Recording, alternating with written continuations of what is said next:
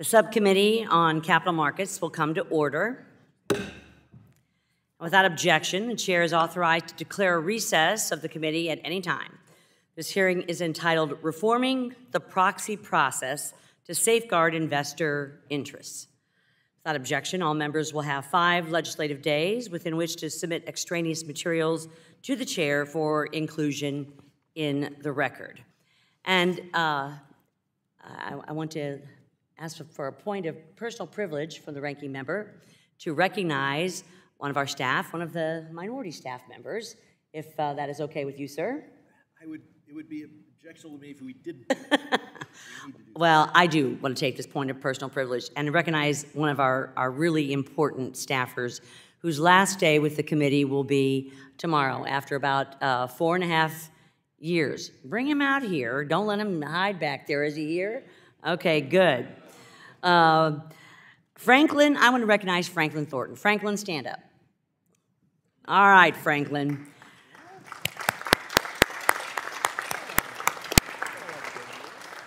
Franklin has served the committee as a committee clerk in the 117th Congress and was extremely helpful and patient to our members on both sides of the aisle during much of our COVID-19 pandemic, when hearings and markups and doing everything online was very via WebEx was very difficult. So I want to thank him for facilitating those hearings and those markups, and I want to thank him for his service, and I think we all wish him the best on his next career in Denver. So Franklin, thank you for everything.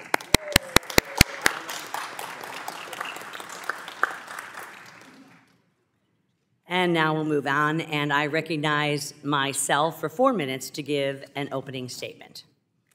Thank you all for joining us today. This hearing will examine policies that prioritize increased transparency, accountability, and economic analysis in shareholder voting decisions, while also addressing concerns with the outsized influence of proxy advisor firms.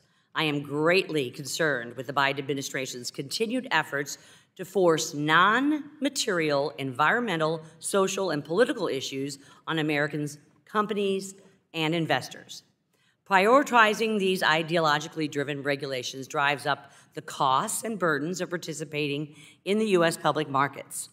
This, in turn, diminishes the appeal for private companies considering going public or remaining a public company. And fewer publicly traded companies means fewer investment opportunities for Main Street investors. These increased costs hinder the ability of American public companies to compete on a global scale, putting them at a disadvantage while China's economic influence continues to grow. What's even more concerning is that these policies end up burdening retail investors who rely on solid financial returns to save for retirement, purchase a home, or pay for their child's education. We must remember that the primary purpose of our public markets is to foster economic growth. Unfortunately, unrestricted shareholder activism is diverting attention and limited resources from core issues undermining the attractiveness of U.S. markets and discouraging companies from going public. The prioritization of shareholder proposals that deviate from the company's strategic direction or long-term goals has transformed boardrooms into partisan platforms where fringe political agendas overshadow sound financial management and business strategy. For our public markets to remain focused on long-term shareholder value, it is crucial to reform the proxy process, to reduce the financial burdens on small and mid-sized companies and minimize distractions for management. By ensuring that shareholders' proposals align with the company's interests and long-term goals, we will promote value creation for all shareholders. Today, we will also discuss the Biden administration's imposition of climate reporting and other requirements that place unnecessary burdens on companies, hindering their ability to grow and compete in a global economy. For example, the SEC's proposed 500-page climate disclosure rule would replace voluntary sustainability reports with mandatory disclosures, including detailed emissions data and climate risk management strategies. Congress has not granted the SEC the authority to create regulations that compel companies to disclose general information about ESG-related issues. In fact, Congress repeatedly expressed dissatisfaction with the current number and complexity of disclosures the SEC requires, and repeatedly urged the agency to simplify them rather than adding to their complexity. Piling on pages of complicated disclosures minimizes their usefulness to Main Street investors and impedes the ability of younger, smaller companies to compete against large incumbents. In light of these challenges, it is crucial that we address these issues with a focus on fostering economic growth, promoting sound financial regulations, and reducing unnecessary burdens on American businesses. I look very much forward to hearing from our esteemed panel of experts today as we delve deeper into the matters in order to safeguard the interests of Main Street investors.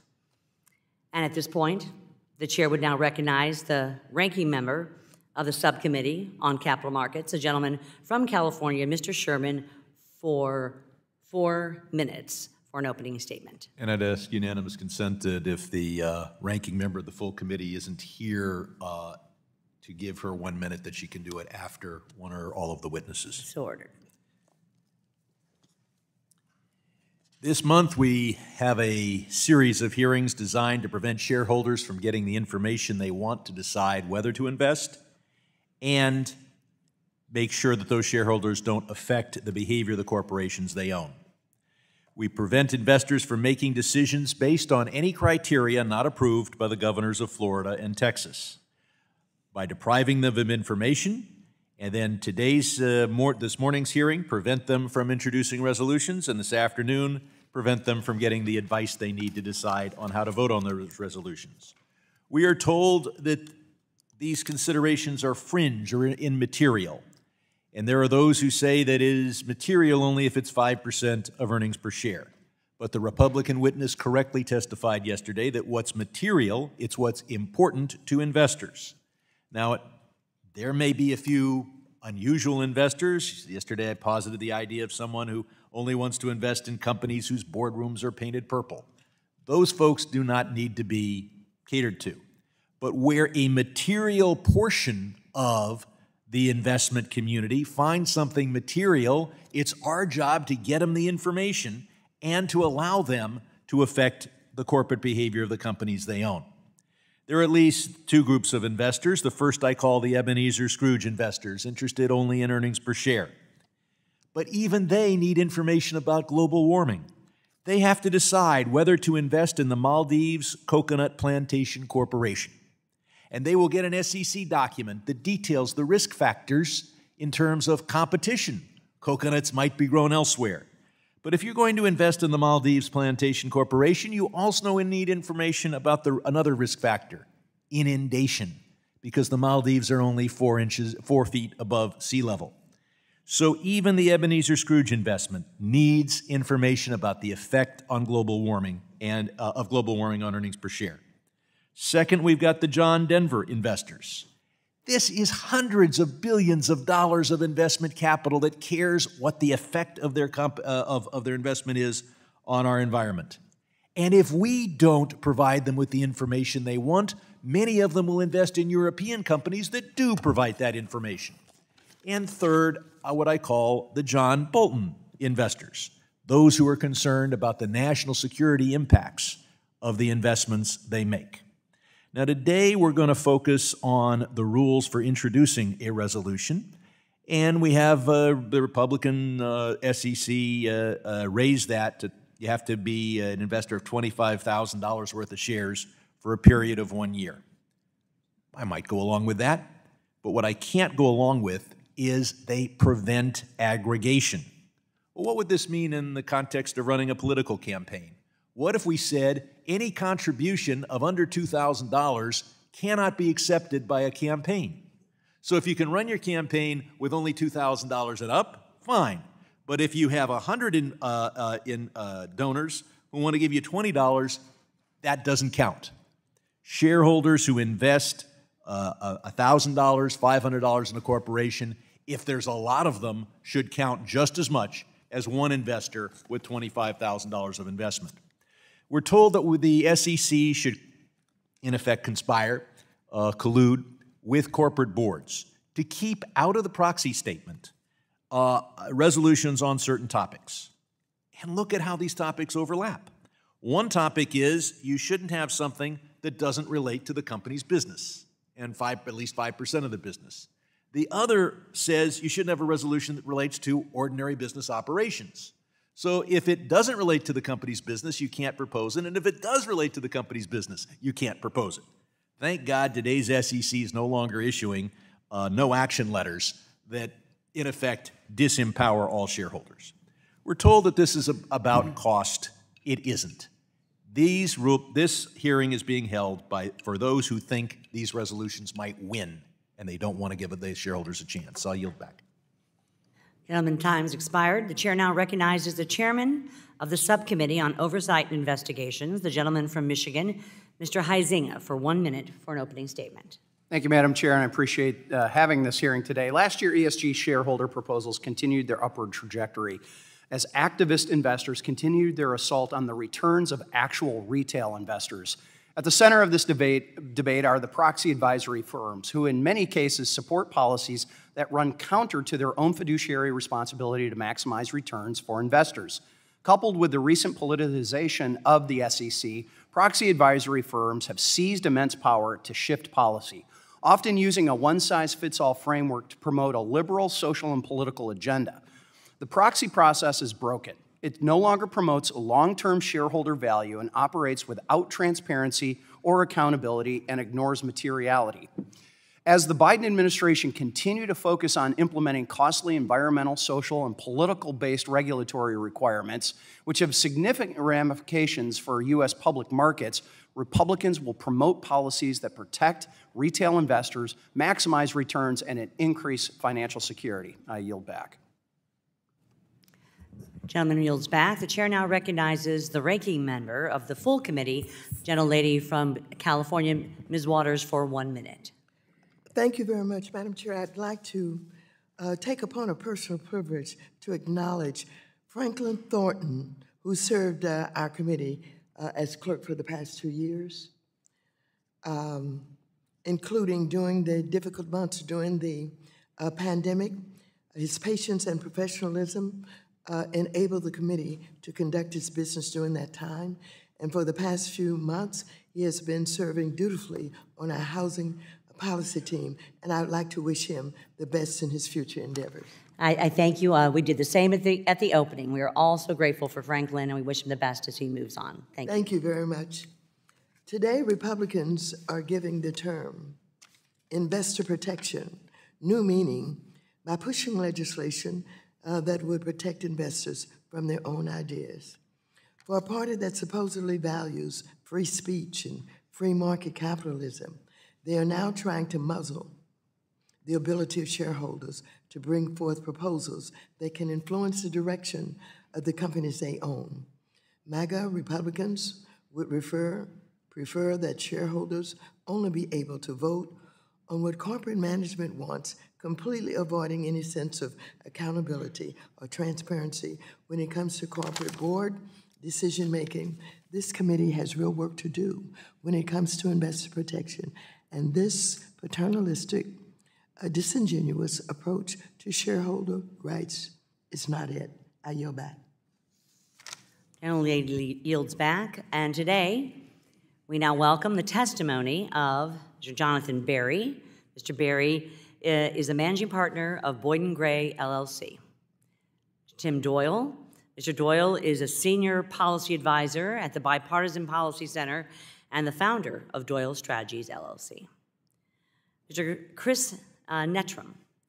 Mr. Nettram is the managing vice president of policy at the National Association of Manufacturers. Dr. Joshua White. Dr. White is an assistant professor of finance and the Brownlee O. Curry Jr. Dean's Faculty Fellow at Vanderbilt University's Owen Graduate School of Management. And Ms. Nell Minow. Ms. Minow is the Vice Chair of Value Edge Advisors. We thank you all for your testimony here today, and we'll get started. Mr. Berry, you are first recognized for 5 minutes to give your oral remarks. Thank you. Good morning, Chairman Wagner, Ranking Member Sherman, and members of the committee.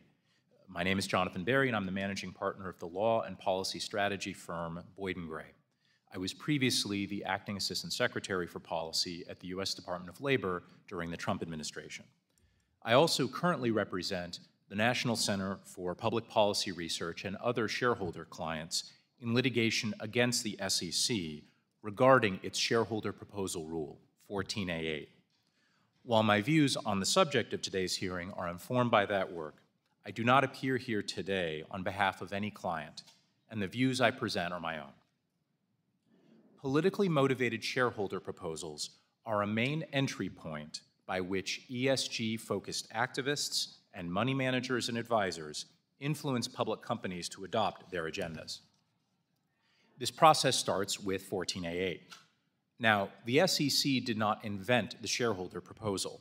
To the contrary, prior to 14A8, there existed and still exists a robust system of state corporate law governing proposals.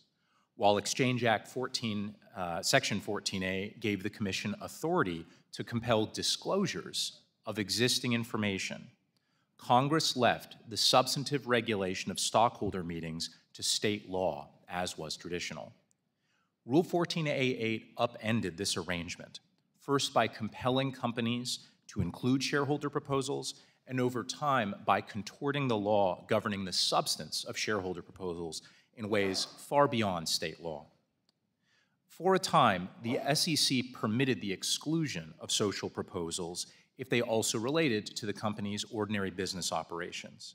But in 1998, the Commission narrowed the ordinary business exclusion to prevent excluding proposals that, quote, focus on sufficiently significant social policy issues, unquote. The SEC opened the gates even wider in 2021 with a staff bulletin effectively cutting ties between social proposals and ordinary business completely. Environmental and social proposals now represent a majority of all proposals in Russell 3000 companies, 58% of proposals in 22. While so-called anti-ESG proposals have risen somewhat, the SEC has blocked many of them from consideration on company proxy statements. This last proxy season, my client, the National Center, took a shareholder proposal that the SEC had blessed on a discrimination issue and substituted the terms viewpoint and ideology for the prior proposal's terms sexual orientation and gender identity. But the SEC said that my client's proposal could be struck off the ballot, that viewpoint discrimination in the workplace was not a significant social policy question. The SEC's pattern of disfavoring conservative proposals is the only rational explanation for the disparity here. And we see the pattern. A recent analysis found the SEC granted no action relief on 46% of all requests for liberal-aligned proposals, but 72% of all conservative-aligned ones. Put the SEC's viewpoint filter on top of the enormous volume of pro-ESG proposals that activists put out, and you see why pro-ESG viewpoints are overrepresented in the proxy process. Now, once proposals make it to the shareholder ballot, the rest of the proxy process takes over to use the proposal as an opportunity to pressure companies to adopt ESG goals. Here I want to call attention to the proxy advisory firms in particular. ISS and Glass Lewis control upward of 90% of the relevant market. And for example, ISS recommends voting against directors of many companies flagged by climate activists unless the company has issued detailed disclosures of its climate-related risks and implemented net zero by 2050 reduction targets. Both advisors threaten, in their voting guidelines, directors at companies that fail to respond to proposals that receive broad shareholder support. And Glass Lewis guidelines seem to say that even 20% counts as broad support. I'd like to close by applauding the committee for grasping the fundamental nature of the problems caused by Rule 14a8 and supporting the exclusion of shareholder proposals if the subject matter is environmental, social, or political, and ultimately barring 14a8 altogether. I commend the committee's focus on ensuring proxy advisors and asset managers face greater accountability for how they recommend and vote on shareholder proposals. And I'd also like to note there's increasing activity in the states on these subjects. I thank the committee again. Thank you, Mr. Berry. I now recognize Mr. Doyle. You're recognized for 5 minutes to give your oral remarks. Good morning, Chair Wagner, Ranking Member Sherman, Chair Waters, and members of the subcommittee. Thank you for inviting me to testify today. My name is Tim Doyle, and I'm a senior policy advisor at the Bipartisan Policy Center, or BPC, where I provide subject matter expertise on corporate governance and ESG-related matters. BPC is a nonprofit organization founded in 2007 by 4 former Senate Majority Leaders, Senate Majority Leaders Howard Baker, Tom Daschle, Bob Dole, and George Mitchell. BPC drives principled and politically viable policy solutions through analysis, negotiation, and by providing a forum for diverse views. BPC's funding reflects the character and diversity of the organization in that it comes from charitable philanthropies, individuals, and corporate donors. As such, we believe all donors have unique and diverse interests. However, we believe that bipartisanship is the only way to forge sustainable public policy solution.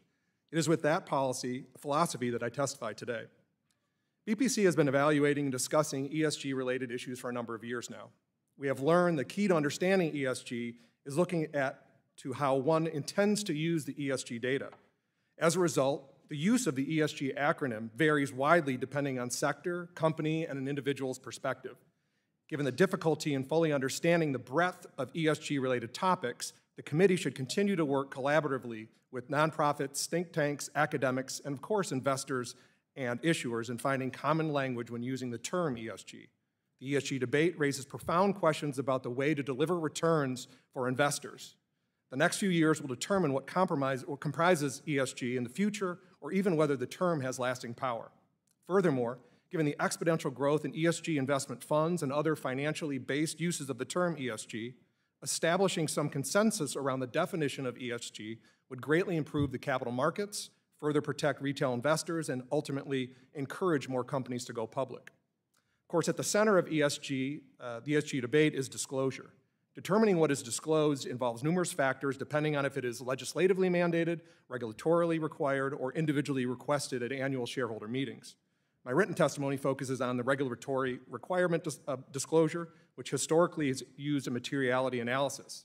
Also, regarding the need for enhanced oversight of the proxy advisors, given the influence that their voting recommendations have on ESG-related issues.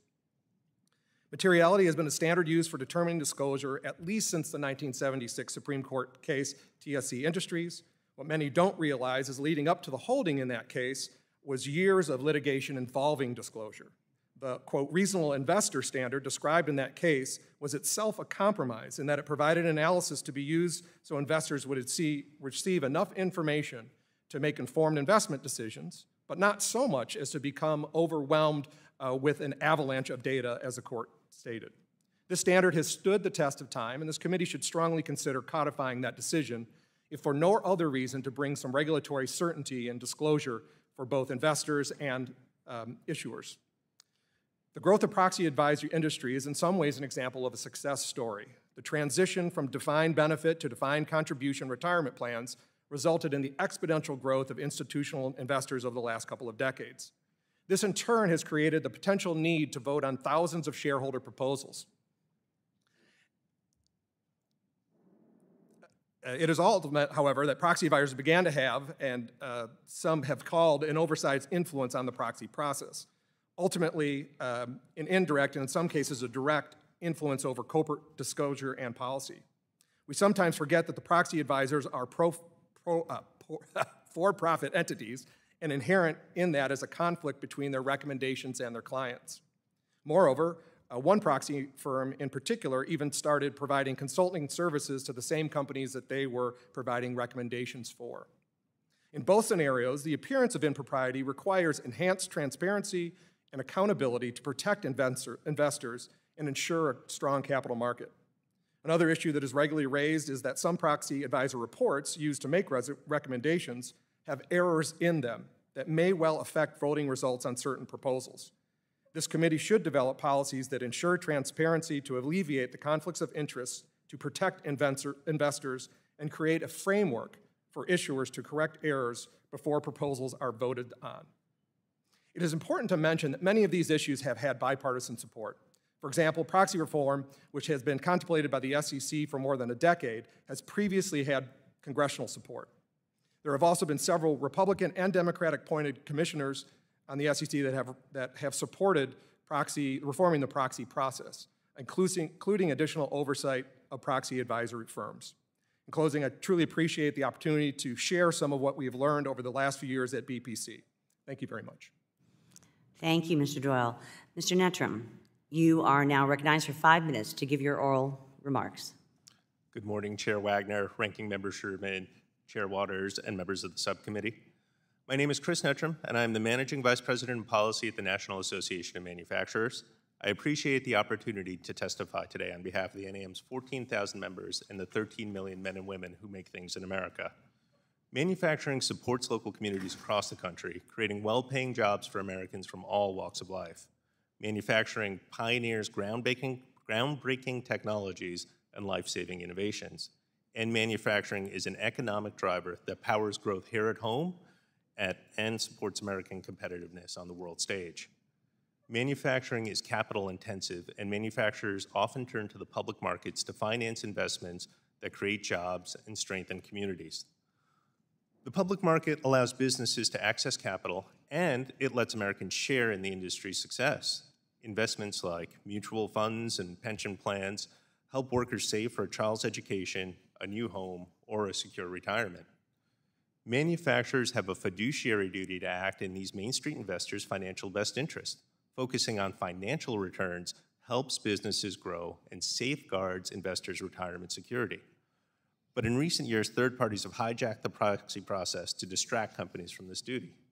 Activists use the proxy ballot to advance political and social agendas. Proxy firms dictate corporate governance decisions, and the SEC is empowering these groups while also proposing ESG disclosure mandates of its own. As you've already heard, ESG proposals are at an all-time high. They now make up approximately 60% of all proposals, and it takes only $2,000 to get an idea on a ballot. The SEC is encouraging these proposals, telling companies that anything with broad societal impact can't be excluded from the proxy ballot, even if totally unrelated to a business's operations. Turning the proxy ballot into a debate club diverts time and resources away from shareholder value creation and forces companies to wade into controversial topics over which they have no control. Congress must prevent the SEC from empowering activists and forcing companies to include irrelevant proposals on their ballots. Cheerleading for activists are proxy advisory firms, but proxy firms' influence goes well beyond ESG proposals. Their policies shape corporate decisions, and their recommendations dictate shareholder votes.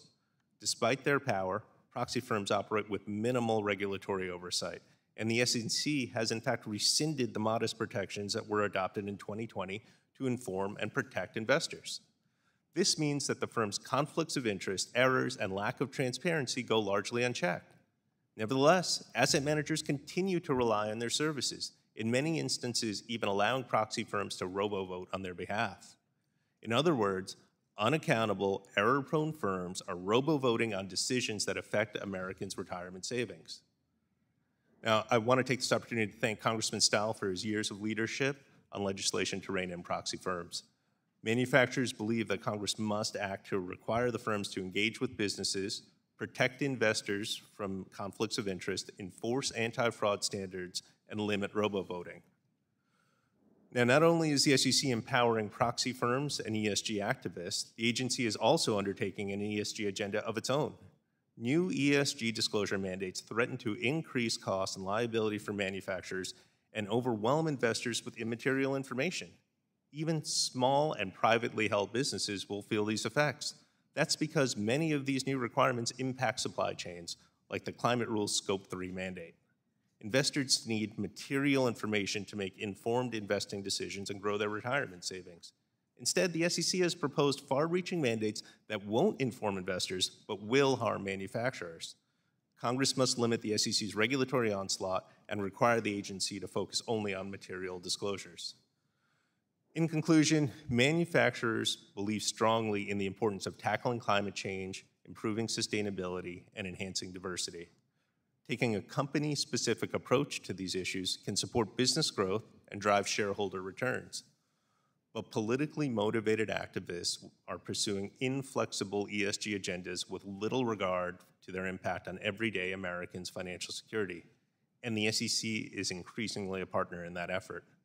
If this trend is allowed to continue, small manufacturers will be the hardest hit.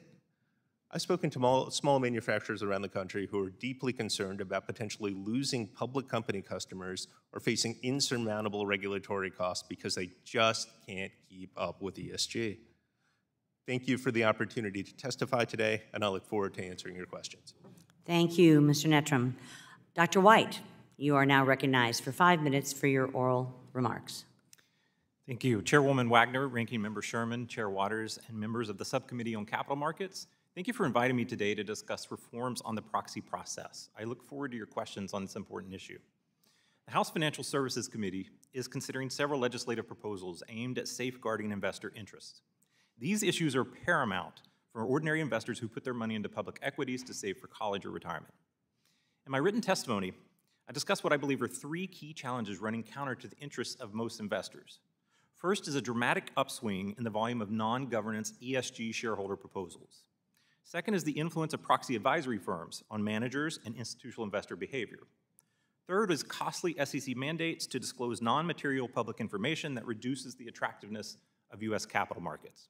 I ask that my written testimony be entered into the record. The proxy voting process plays a pivotal role in corporate governance. It is how most shareholders vote for directors who have a fiduciary duty to represent their interests. Equity investors also vote on other matters, such as advisory votes on any shareholder proposals that appear on the proxy. In the past 2 years, we have seen a record number of environmental and social proposals, which are the E and S component of ESG, with the G representing governance. Managers can ask the SEC to exclude shareholder proposals from the proxy, which is known as no-action relief. Research shows that the stock price tends to increase when the SEC approves such exclusions. This suggests that managers are skilled at spotting proposals that risk investor welfare and only serve to advance special interests. In November 2021, the SEC updated its exclusion policy with Staff Legal Bulletin 14L, which notes the SEC will no longer honor prior omission policies if a proposal has significant social policy implications. In my written testimony, I provide data analysis showing the profound influence that this bulletin had on proxy voting. In 2022, there was a 100% surge in environmental and social proposals, yet investor support for these proposals plummeted. In July of 2022, the SEC proposed additional changes to the rule underlying proposal exclusions. If adopted, it will make it even more challenging for managers to omit proposals they perceive as harmful to shareholder value. The cost of shareholder proposals is substantial and includes both the legal costs and, more importantly, the time that managers and directors spend addressing proposals. Flooding the proxy with environmental and social proposals likely overwhelms investors, potentially leading to less informed voting on critical issues. Institutional investors often rely on proxy advisory firms, which provide fee-based voting recommendations to its clients. Their reports can help passive portfolio managers reduce the cost of voting on thousands of proxies. However, there are concerns about the power of proxy advisors in the US, as there are only 2 firms that dominate the market. Studies show that their voting advice is highly influential, but concerns arise with this influence. Some show that certain institutional investors managing trillions of dollars follow their advice more than 95% of the time. This is known as robo-voting, which poses multiple issues. Research indicates that asset managers who rely less on proxy advice yield higher returns for their investors. That implies that robo-voting can negatively impact the majority of investors. One study finds that the largest proxy advisor often skews its environmental and social recommendations due to pressure from sponsors of those proposals, who know that those proxy advisors will bring in robo-voting. Managers and directors might also proactively adopt environmental and social proposals that destroy value to avoid negative attention or negative recommendations from proxy advisors on their own board seats. Finally, I'm concerned about some of the SEC's recent rulemaking. These endeavors mandate the disclosure of non-material information. Shifting away from the materiality standard for disclosure can harm investors and can harm the company by revealing proprietary disclosure costs. When the benefits do not outweigh the cost of disclosure, it should not be mandated. Together, these three forces place pressure on public companies and discourage private companies from going public. The end result is lower return for shareholders, fewer investment or diversification opportunities for retail investors that lack access to investing in public companies. Thank you. Thank you, Dr. White. Ms. Minow, you are now recognized for 5 minutes for your oral remarks.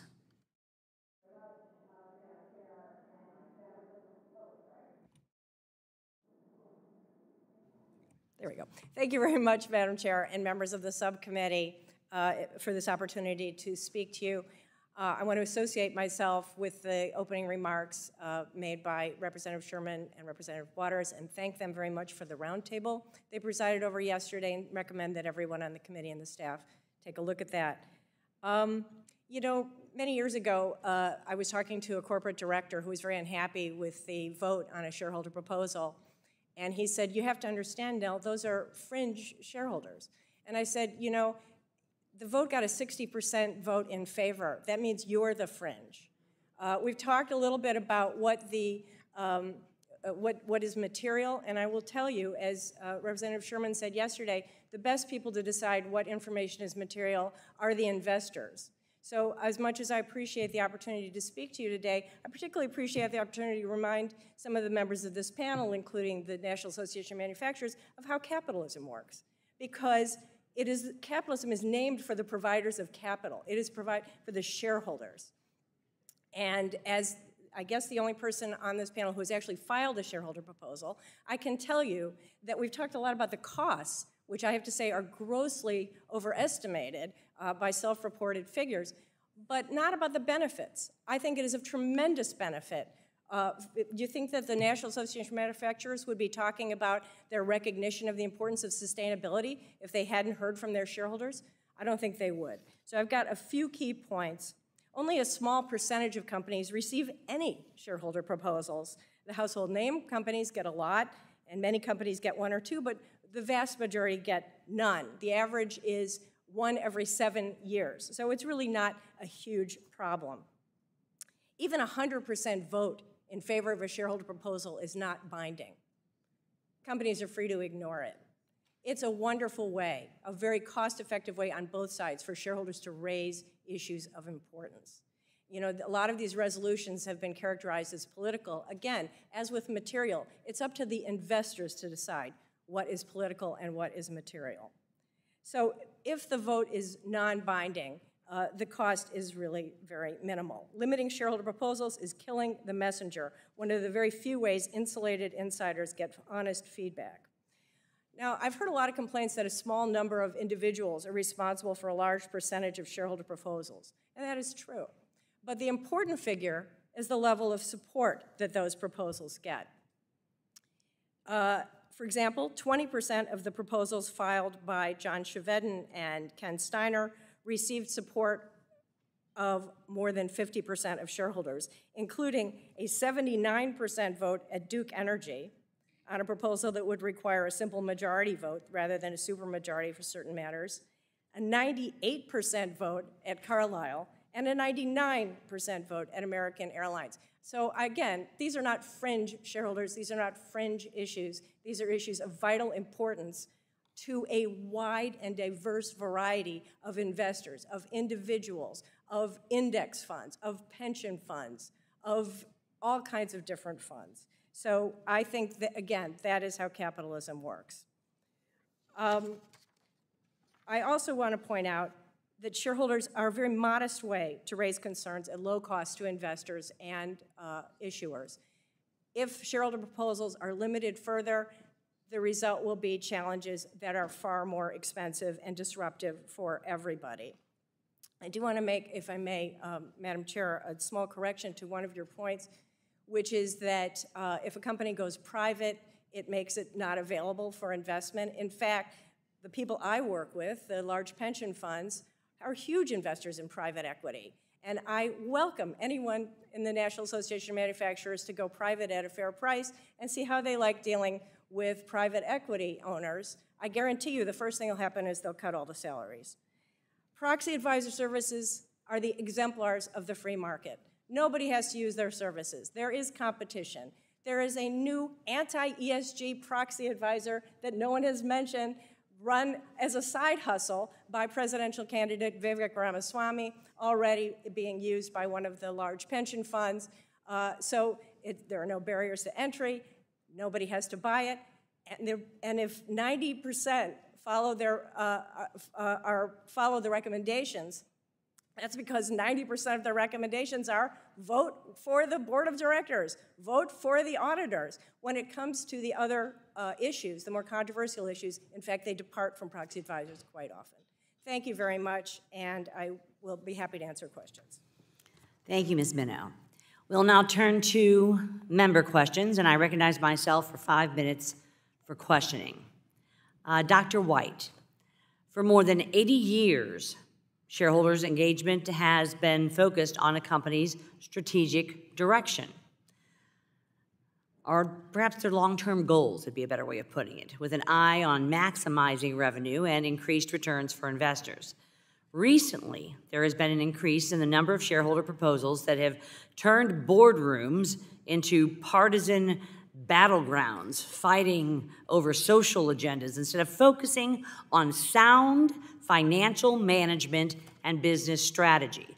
Could you please provide insights into the recent trends of politically motivated shareholder proposals, specifically how this shift has changed the focus of corporate boards away from investors and company strength and onto external agendas untethered from the organization's financial health? Thank you, Chairwoman Wagner, for that question. Yeah, I would agree that there's been a politicization in the corporate boardroom. Companies now have to misallocate what are scarce resources that investors provide them in hopes of generating a return. And they are focused not necessarily on the G component of ESG, but more on the environmental and social component. As Ms. Minow pointed out, oftentimes there are shareholder proposals to remove managerial entrenchment mechanisms such as a supermajority vote. I just want to remind everyone that's the G component of ESG, which academic research has shown for more than 20 years is valuable. The environmental and social concerns are that if you have a shareholder or a subset of shareholders or a minority shareholder that wants to push a special interest, they may be willing to sacrifice investment returns if it forwards their mission objective. That does not benefit all investors. In fact, if businesses do not run their organizations in the most efficient way, their competition will, and we compete on a global basis. So to the extent that we politicize the boardroom, then these burdens are just going to be passed on to public companies, and they may actually go private. That is what the research shows. Agree, Mr. Nettram. In November 2021, the SEC issued new guidance that made it difficult for companies to exclude ESG shareholder proposals. Staff Legal Bulletin 14L states that the SEC will now focus on the social policy significance of issues raised by shareholder proposals, rather than an individual company's connection to a particular issue. How significant of a departure is this from the SEC's long-standing criteria that relied on a proposal having a connection to the company's ordinary business operations? It is incredibly significant. As you pointed out, this is a huge shift in the approach to these topics. What we've actually seen in practice is that granted requests for no action relief post this rulemaking have fallen by about half. And what that means is that companies are now forced to deal with issues that are well outside of their control instead of being able to focus on things that are material to their underlying business. So the impact is large, both on businesses and on the shareholders and the retail investor at the end of the day. That is correct. Mr. Nettram, it has been observed in the past that proxy firms ISS and Glass Lewis have released voting recommendations based on inaccurate and flawed data. I got incredible numbers yesterday. Somewhere around 42% of those are saying that this information is completely flawed and inaccurate. Investors who rely on the firm's recommendations are at risk of making uninformed decisions, undermining the integrity of the market.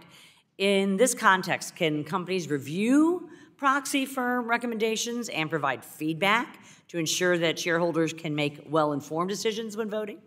Currently, no. No such process exists for companies to make sure that the data that runs into the vote recommendations are accurate. So why is it crucial for businesses to have the opportunity to review and offer feedback on draft proxy firm recommendations? Well, because what we're talking about are effectively governance decisions on the direction of a business on which Main Street investors are relying for their retirement security. If those decisions are based on incomplete, inaccurate, or misleading data, well, the end result cannot be good. And upwards of 42% is a very large amount. Would requiring proxy advisor firms to disclose their methodologies, calculations, and sources of information lead to a more transparent and reliable advisory process? Absolutely.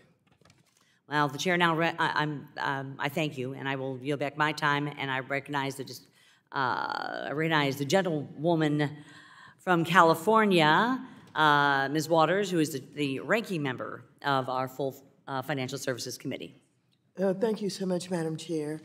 First, I'd like Ms. Menow to know that you answered basically many of my questions about the value of shareholder proposals.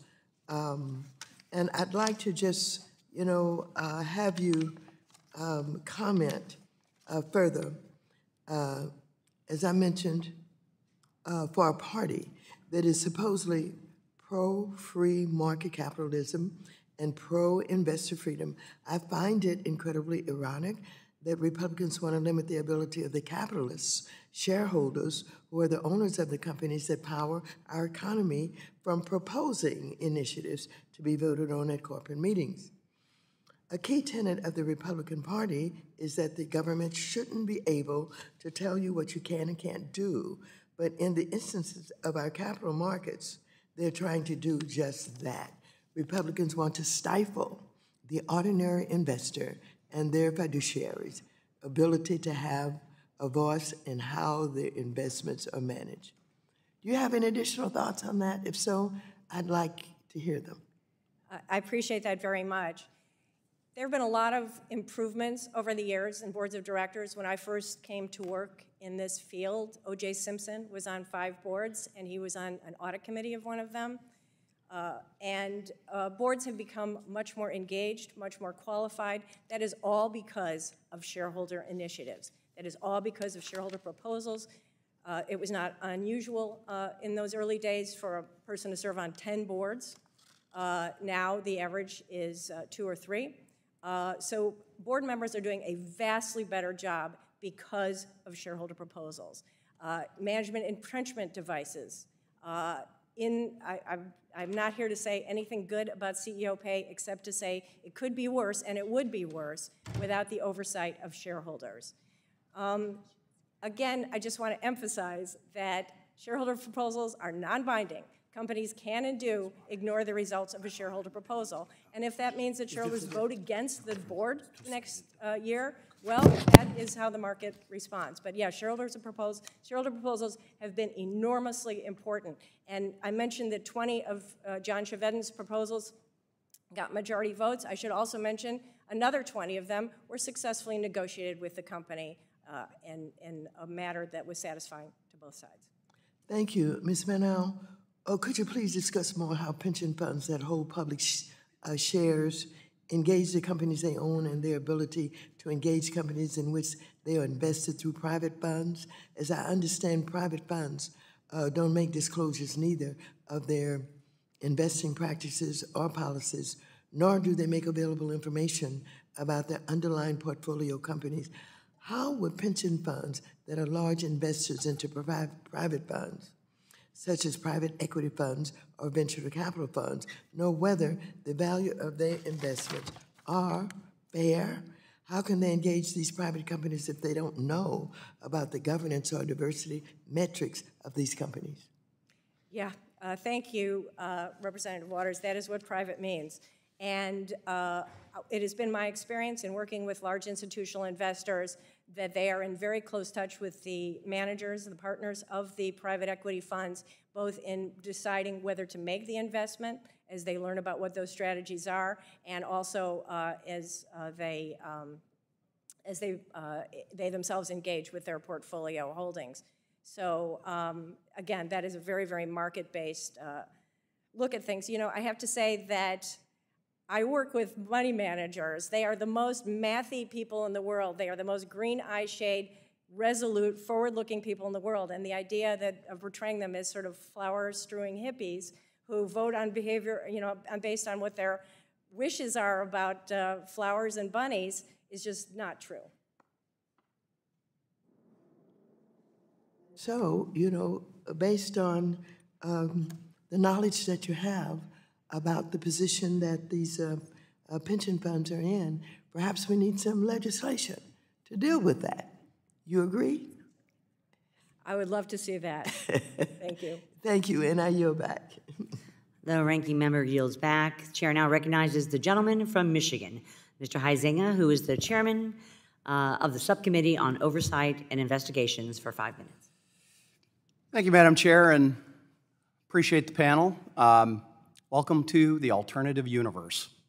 It's amazing. Yesterday, this side of the aisle was compared to Trotskyites. By the way, definition of that is socialist democracy. And by the way, Trotsky was trying to overthrow democratic capitalism, and he didn't think that the Soviet Union was going far enough. So we also had a misquoting of Milton Friedman yesterday. This month is the 50th anniversary of his seminal work. The social responsibility of business is to increase its profits. It's literally the name of his essay. But we're being told by others on the other side of the aisle that we are somehow anti-capitalist, anti-democratic. It's insanity. It's complete insanity, and just underscores how political this has become. So I'm going to get to the Index Act, Mr. Netram, first and foremost. Republicans in both the House and the Senate introduced the Index Act, which highlights the role some asset managers play in passive managed funds. You noted in your testimony that boards of directors must act in Main Street investors' long-term financial best interests, and those investors have the right to hold company leaders accountable via the proxy ballot. How important is it for these shareholders to have an active role in shareholder voting process? In other words, is it important that Congress create some guardrails on investment advisors who direct how shareholders should cast their votes? It's critically important because these are not shares of the asset managers. These are shares held for the benefit of Main Street investors. They deserve to have a voice in that process. Right. I want to move on to some of the other issues that we need to cover here. Proxy advisors like Glass Lewis and ISS, who is former president of one of those institutions, is here today. They affect the outcome of millions of shareholders' votes. Their influence is growing and, unfortunately, increasing focus heavily on ESG initiatives without any accountability, oversight, or competition.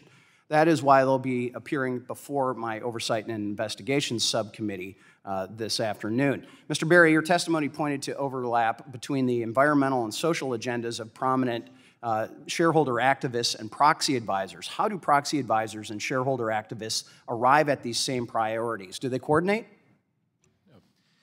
The short answer is yes. They work through organizations like Climate Action 100 that convenes asset managers, institutional investors, proxy advisors, and shareholder components. And is it true that companies are already required by law to disclose, quote, impacts related to climate change that have a material effect on a company's business and operations? Yes, absolutely, if material. Materiality, materiality, materiality. All right, given that material information regarding climate change must already be disclosed, is there a good reason to deviate from that standard? As was said previously, it's a time-tested standard, and there's no good reason as far as we can assess. In ISS's written testimony, the firm states that ISS performs its work in a prudent, open, and honest manner.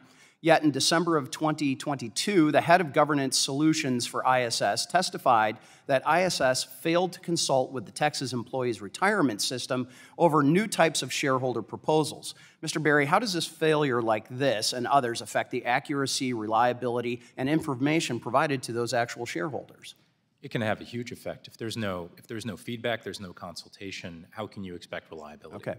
Mr. Nettram, you emphasized in your testimony that proxy advisors have an outsized influence on corporate governance at manufacturers of all sizes, public and private. By the way, I know many privately held companies that have sustainability officers because their customers request it or they feel internally that they need to do that. How does this influence affect the decision-making process of companies and their boards? Well, for the manufacturing industry, proxy advisory firms operate as sort of quasi-regulators. Their influence is felt well before any vote is cast as companies try to contort themselves to match their policies with what proxy advisory firms would recommend positively. And it's true that while those proxies or those shareholder proposals may not be legally binding, ISS and Glass Lewis will then recommend that those boards that reject them get voted out, correct? That's correct. Okay, maybe not by legal act, but certainly by action. Okay. Real quickly, well, I guess I've got 7 seconds. I don't know that I'm going to be able to do this, but I hope that we can lend some common sense to this and that materiality is the watchword. And I yield back, Madam Chair. Gentleman from Michigan yields back. I now recognize the gentleman from California, Mr. Sherman, who is also the ranking member of the Subcommittee on Capital Markets, for 5 minutes.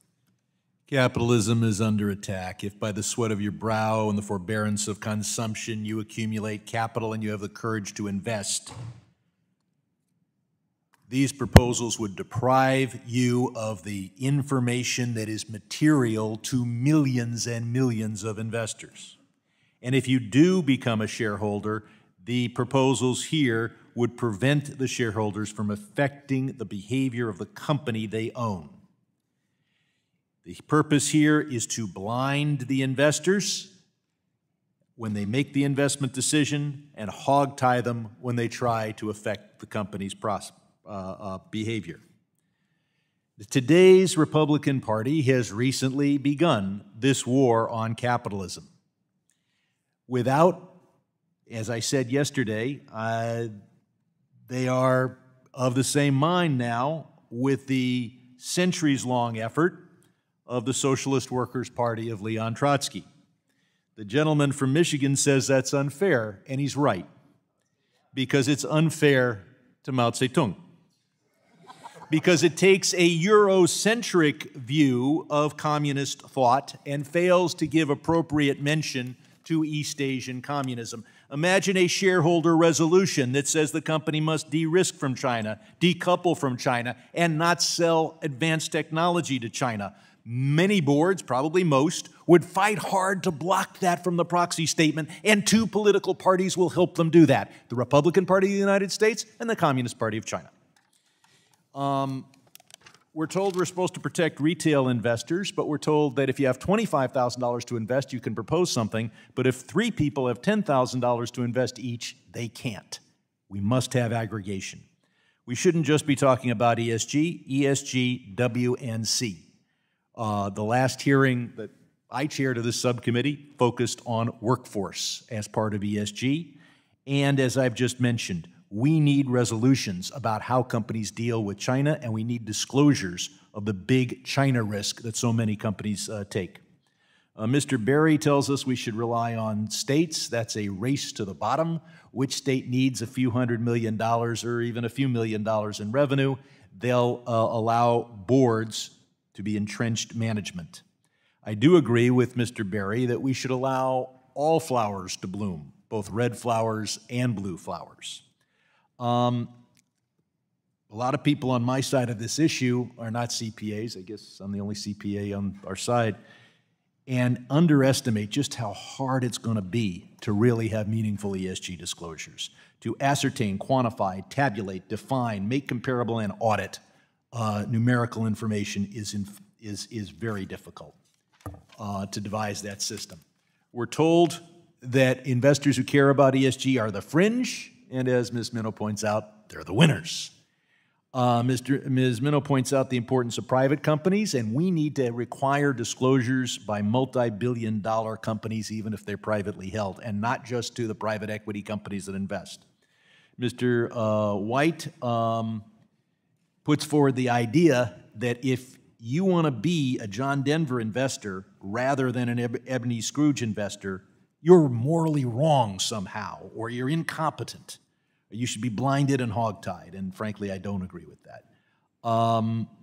We're told that we've got to prevent inaccurate speech. Everybody who wants to kill the First Amendment says that they're not going after good speech, they're only going after bad speech.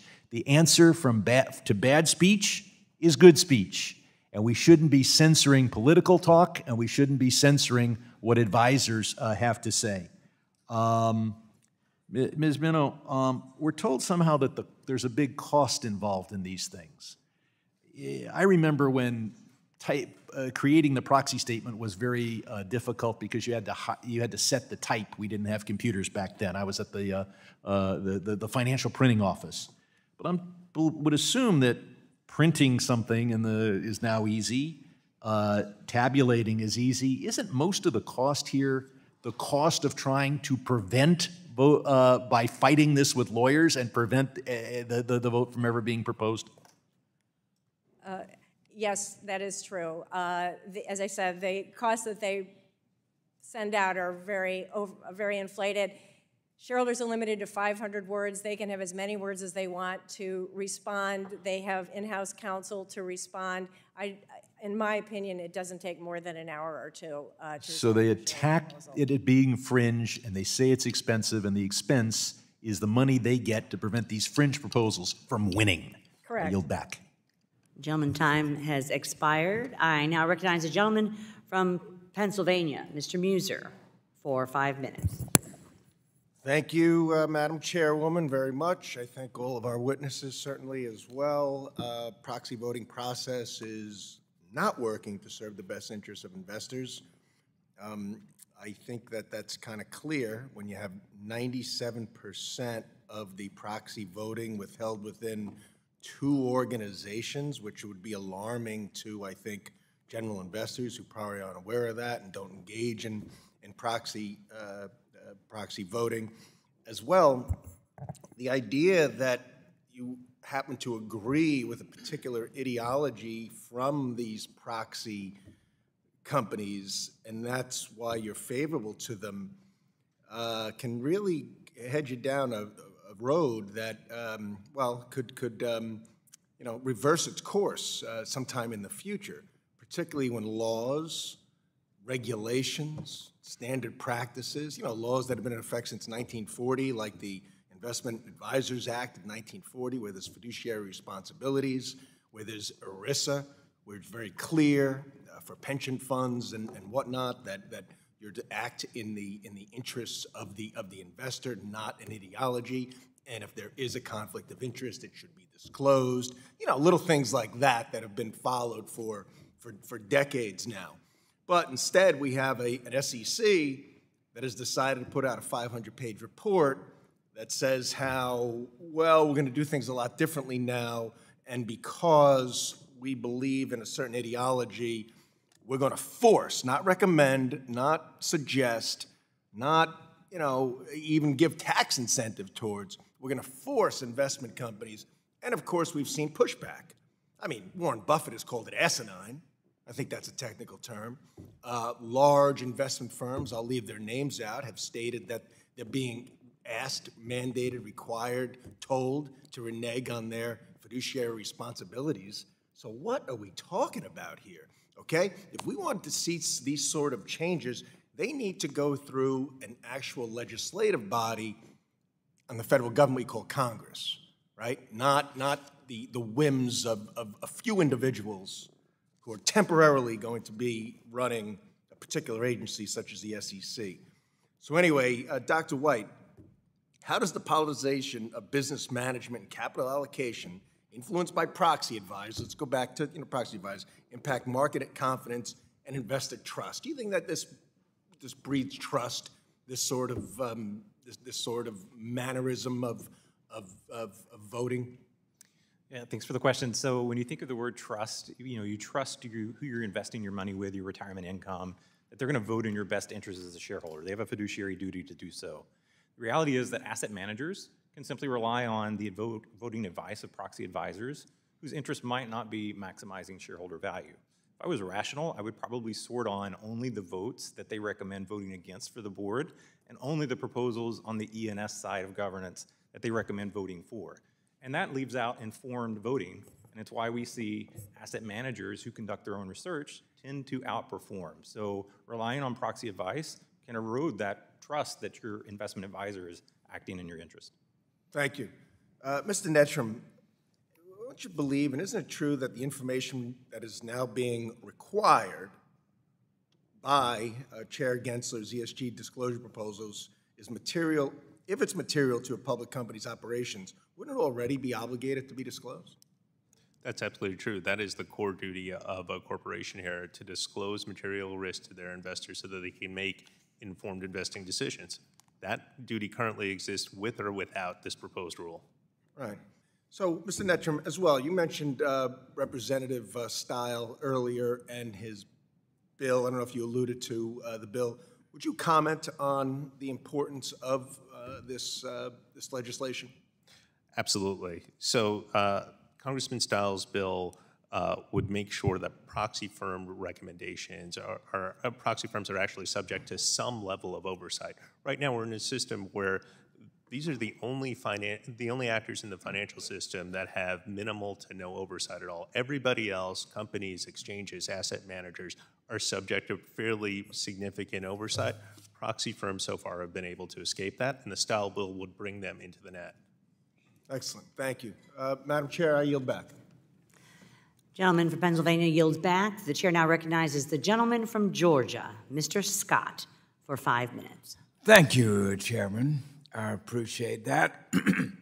Ms. Manow, let me start with you. The shareholder process provides a very important mechanism for investors to express their views and is very essential to making sure that company executives are managing the company for the benefit of its owners. And that's what they're there for.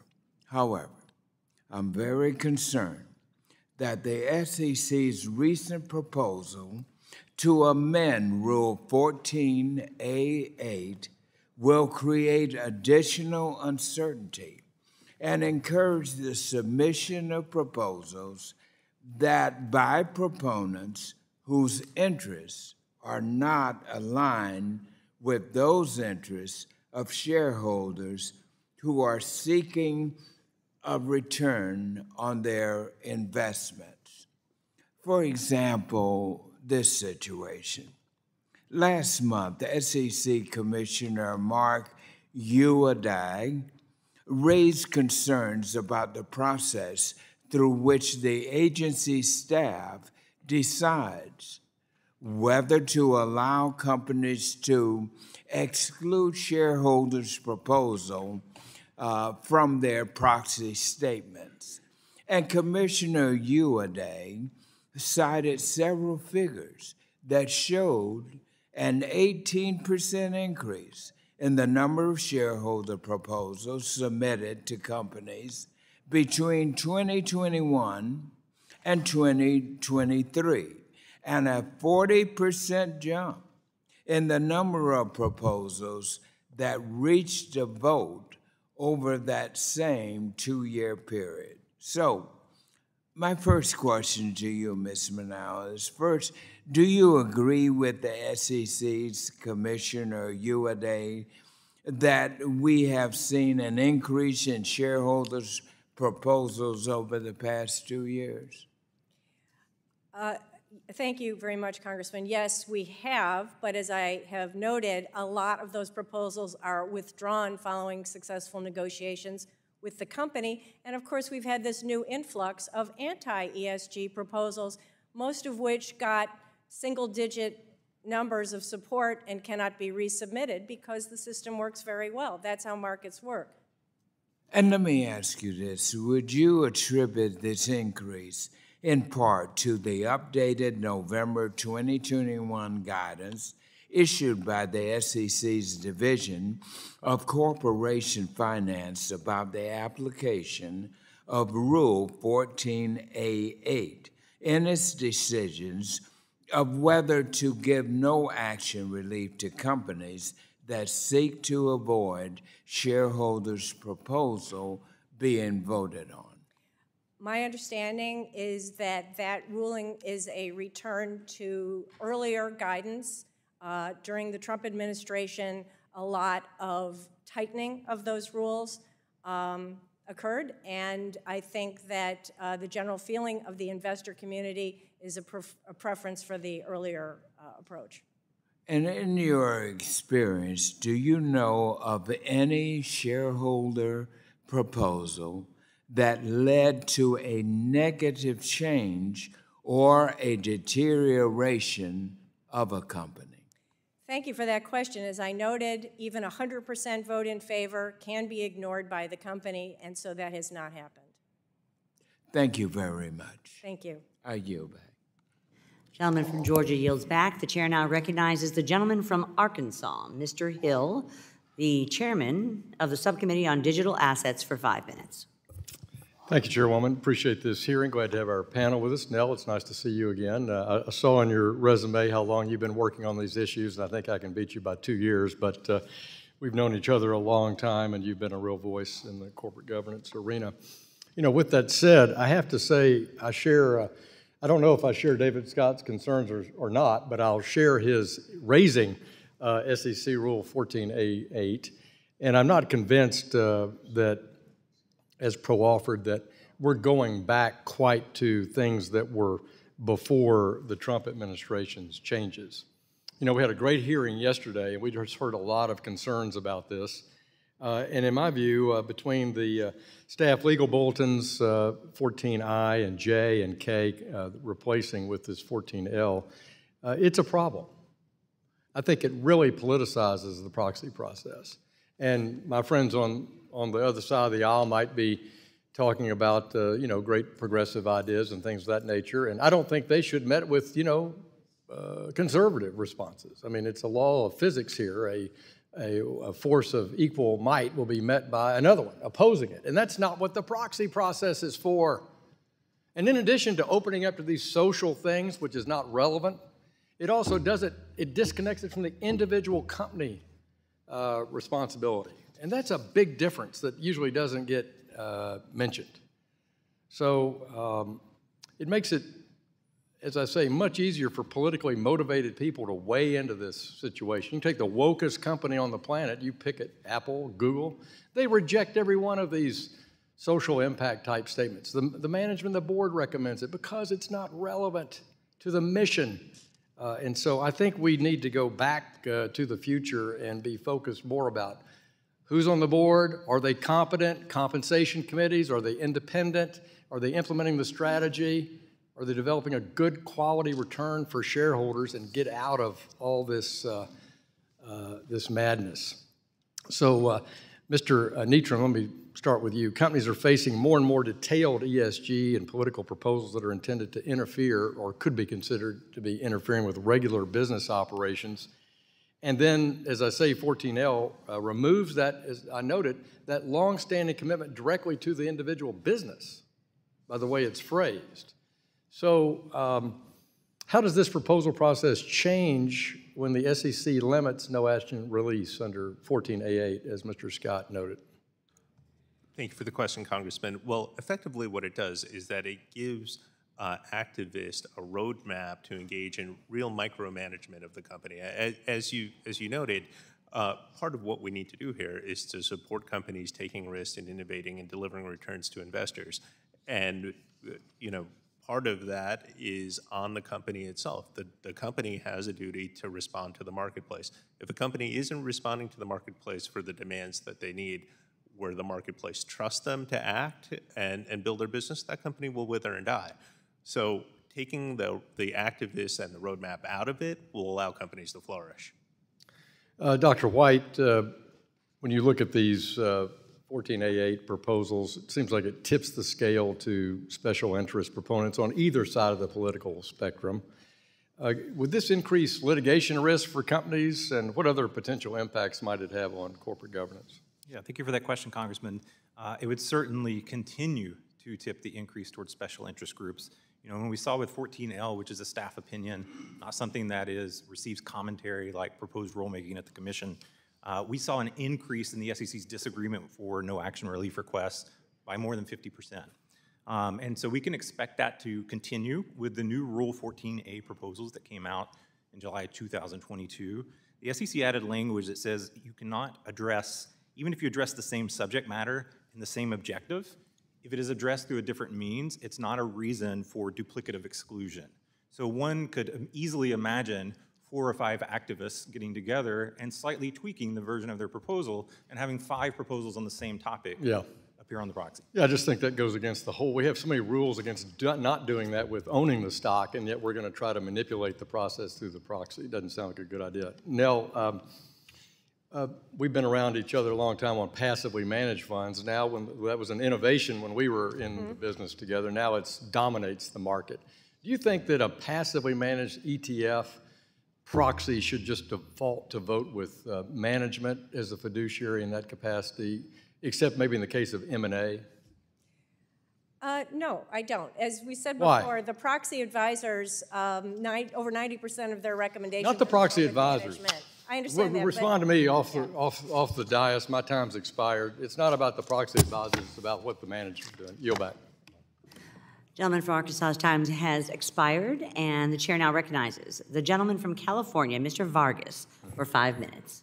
Thank you very much, Madam Chair, and I appreciate the opportunity. And again, I thank the ranking member, and of course, I especially thank the panel here today. You know, I seldom agree with my colleagues, but today I do. Welcome to the alternative universe. This is insanity, complete insanity. I agree with those statements. This was the headline that I read this morning when I got up and went to the Washington Post. Floods, fires, and deadly heat are the alarm bells of a planet on the brink, by an article by Sarah Kaplan. It reads, "The world is hotter than it's been in thousands of years. It's as if every alarm bell on the earth were ringing. The warnings are echoing throughout the drenched mountains of Vermont, where 2 months of rain fell in only 2 days. India and Japan were deluged by extreme flooding. They're shrilling from the scorching streets of Texas, Florida, Spain, and China, with a severe heat wave also building in Phoenix and the Southwest in the coming days.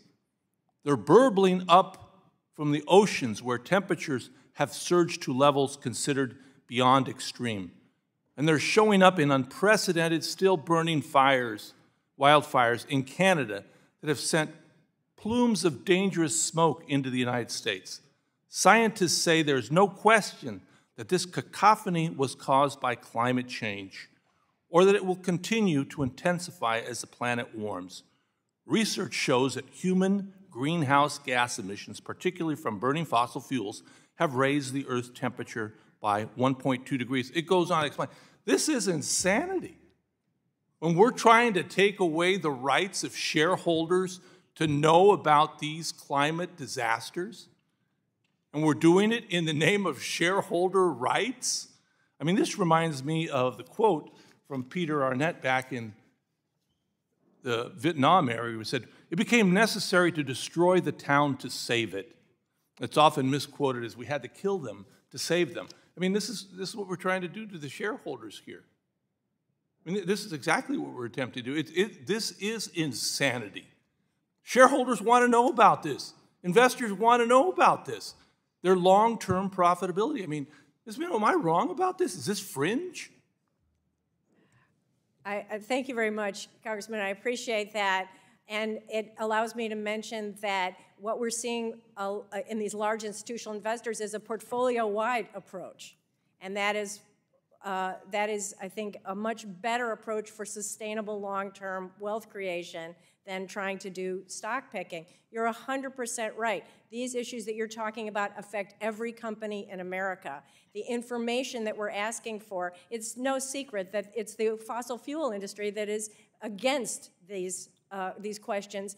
Everybody else is for them. I haven't noticed anybody come up with a single example of some ESG proposal or ESG vote that was somehow detrimental to anybody. There's a lot of grand statements, but very few specifics. I totally agree. I mean, it is fascinating that when I talk to people, this is their huge concern, especially in Phoenix right now when they're going to San Diego because we can't take the heat. I mean, this is information that they want. They're investors. Yeah. If I may make one more comment. Sure. I'm old enough to remember when I heard a lot of complaints about the short-termism of the large institutional investors. They only care about the next quarter. Now they are looking into the future. They are looking into the long term, and we're getting the same complaints from the same people. You can either have patient capital or silent capital. You cannot have both. And it's interesting to me, again, when shareholders want this information, where they find it material, that now my good friends on the other side of the aisle say, you don't get to get this information. We're not going to allow it. I mean, I don't know how this free market, I mean, it seems to me, I mean, maybe I won't quote Trotsky or Mao Zedong, but it does seem to me that it goes against capitalism. I mean, it just seems to be going in the wrong way. I don't have much time here left, other than to, again, thank the panel for being here. I appreciate it. It's been very lively. But read the headlines. Talk to the people at home. Climate disaster is what is on their minds, especially during these heat waves, during the smoke coming from Canada we've never seen before. I don't know how the hell this isn't material. With that, I yield back. Gentleman from California yields back, and the chair now recognizes the gentleman from Oklahoma, Mr. Lucas. Thank you, Madam Chair. Minutes. And before I focus on my questions, I would simply note I've just come from a Science Committee meeting, and I would suggest to my colleagues, both in Congress and around the country, one of the keys to addressing the future of this great planet and the issues that we address here from a business perspective is changing how we create our energy sources. Urging the bipartisan leadership, the bicameral leadership, the appropriations process to fully fund fusion research so that we can go to the next generation of energy production for this planet and the off-world. We've got to focus on that. But if we won't spend time and resources on the next source, well, that's our fate. Let me pull back closer to home. November of 2021, the SEC issued revised guidance aimed at broadening the scope and increasing the volume of shareholder proposals to be considered by public companies. Instead of focusing on how a social policy matter might impact the actual business, these proposals can now take aim at the wider aspects to society, unrelated to specific business issues. Mr. Natram, from your understanding, how does the SEC staff determine an issue has a broad social impact? Who gets to play God on that one? That is an excellent question. It raises a number of questions, the guidance. What is the society that we're looking at? Is it the locality in which a company operates? Is it the entire United States? Is it the entire world? What is an impact? What is a measurable impact? Who is being impacted? And has Congress actually empowered the SEC to make those decisions? Mr. Berry, could you also discuss this? Certainly. There is a tremendous amount of viewpoint bias that the SEC staff exercises here. And they'll call one thing significant and another insignificant on pretty nakedly political grounds. So in your observations, does there need to be any relationship to the operations of the company to get one of these classifications, these whatever you want to call it? So really the upshot of what the SEC said in 14L is that there doesn't need to be any tie whatsoever. Oh my goodness. Mr. Berry, in your written testimony, you provide historic context to how the SEC requires public companies to interact with shareholders. Could you expand on this historic perspective, specifically how the SEC arrived at the current treatment of shareholder proposals and how this position has changed over the past decades? So the SEC originally focused its rulemaking on the core mandate of disclosure, what Congress directly authorized. But over the decades, the SEC has gotten more into the substance of corporate governance, something that the courts have disfavored, and yet we're still here. In the last few decades, the SEC has essentially opened the gates to all manner of shareholder proposals in the E&ES space. Kind of following up on that, Mr. Doyle, also looking at the historic perspective, can you discuss how the proxy process has evolved from the, say, mid-1900s to where we are today? The process itself? Please. Yes, I certainly can. As I think has been mentioned by a couple of the witnesses already, it is developed, I'm trying to come up with the right term here. It has developed, as was mentioned, it was first not talked about through the Security and Exchange Commission. And then, as mentioned, they started to provide rules for their involvement. And I will mention that the issue, that the more recent issue with proxy advisors is their inherent bias on both the recommendations that they make for clients that they have, as well as for those that they make have consulting services for. And I don't know if that answers a particular question. Fair point. The SEC's aggressive rulemaking agenda is set to inundate investors with a flood of non-material information that public companies are required to disclose. Mr. Nitram, could you speak to the challenges and compliance costs that public companies face and how they are preparing themselves for this? This is not free, right? It's absolutely not free. That there is a dollar cost associated with responding to these proposals, but really for the larger cost and the bigger impact to the investors that companies are supposedly serving is the distraction from actually focused on the underlying business. Manufacturers are facing an increased challenge. We have supply chain constraints, workforce constraints, competition from China, raw material constraints. Taking time and attention away from that to respond to activists is really detrimental. Thank you, Madam Chair. Gentleman from Oklahoma yields back, and the chair now recognizes the gentleman from Illinois, Mr. Caston, for 5 minutes. Thank you, Madam Chair. Thanks to all our witnesses, and I want to thank you for coming here today and give you a little respite from financial services. We are all now going to travel to an episode of Shark Tank. Congratulations, you're all billionaires, and I am an entrepreneur with a great idea I'd like to pitch to you, but as a precondition of the pitch, I get to be CEO of the company we're going to build, and I do not have to listen to any of your nonsense as I deploy your capital or make hiring decisions. Are any of you interested in hearing my pitch? Are you interested in signing that term sheet? No. I would like to hear the pitch. You are a weirdo. I frame it that way because it is blindly obvious to the average American how Shark Tank works, what the rules are, and I think we can get caught up in a lot of this language around shareholders, but let us remind my colleagues, as I did yesterday, of Milton Friedman's theory of shareholder primacy that says that corporate executives are employees of corporate owners and are accountable thereto.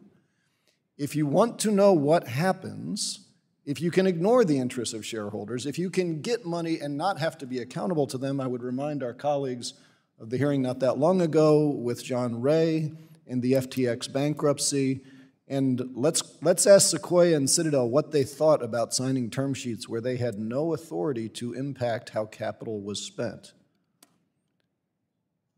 Milton Friedman is turning over in his grave, but I am sure that our nation's beleaguered C-suite executives are thanking the Republican Party for standing up for their fragile interests and needs. Mr. Netram, do you believe that companies' climate risks are material information for investors to know? Yes or no? I'm sorry, sir. Can you repeat the question? Do you believe that the climate risks of a company represent material information that investors should know? I think it depends on the underlying company and what the business risks that they face are. Okay, you mentioned, I think you used the word material 29 times in your testimony. Are you familiar with the definition of materiality that guides the SEC? Yes, sir. Okay, and just to remind everybody, I'll just read it here. It's from the Basic versus Levinson Supreme Court case. Information is material if there is a substantial likelihood that a reasonable shareholder would consider it important in making an investment or voting decision, or if it would have significantly altered the total mix of information available. A reasonable investor, not what certain members of Congress think a reasonable investor should do, because I know more than them what's reasonable. In 2016, the SEC issued a concept release requesting comment on existing disclosure agreements out of the Jobs Act. Do you know what percentage of investors commented on the voluntary reporting commented to say that the involuntary reporting was inadequate to meet the demand for climate-related information? I do not. You do know? I do not. Yeah, it was 90%. 90% of investors said voluntary reporting is insufficient. Do you know on the current proposed climate disclosures, do you know what percentage of investors have commented in support of climate disclosure in public companies' 10Ks? I do not. 97%. This debate is settled. There is no question about whether climate disclosures are material unless you think that there are people on this committee who know better than free markets, who know better than the interests of investors. The SEC's mandate, I would remind everybody, is to maintain fair, orderly, and efficient capital markets and to facilitate the formation of capital. It is not to protect C-suite executives.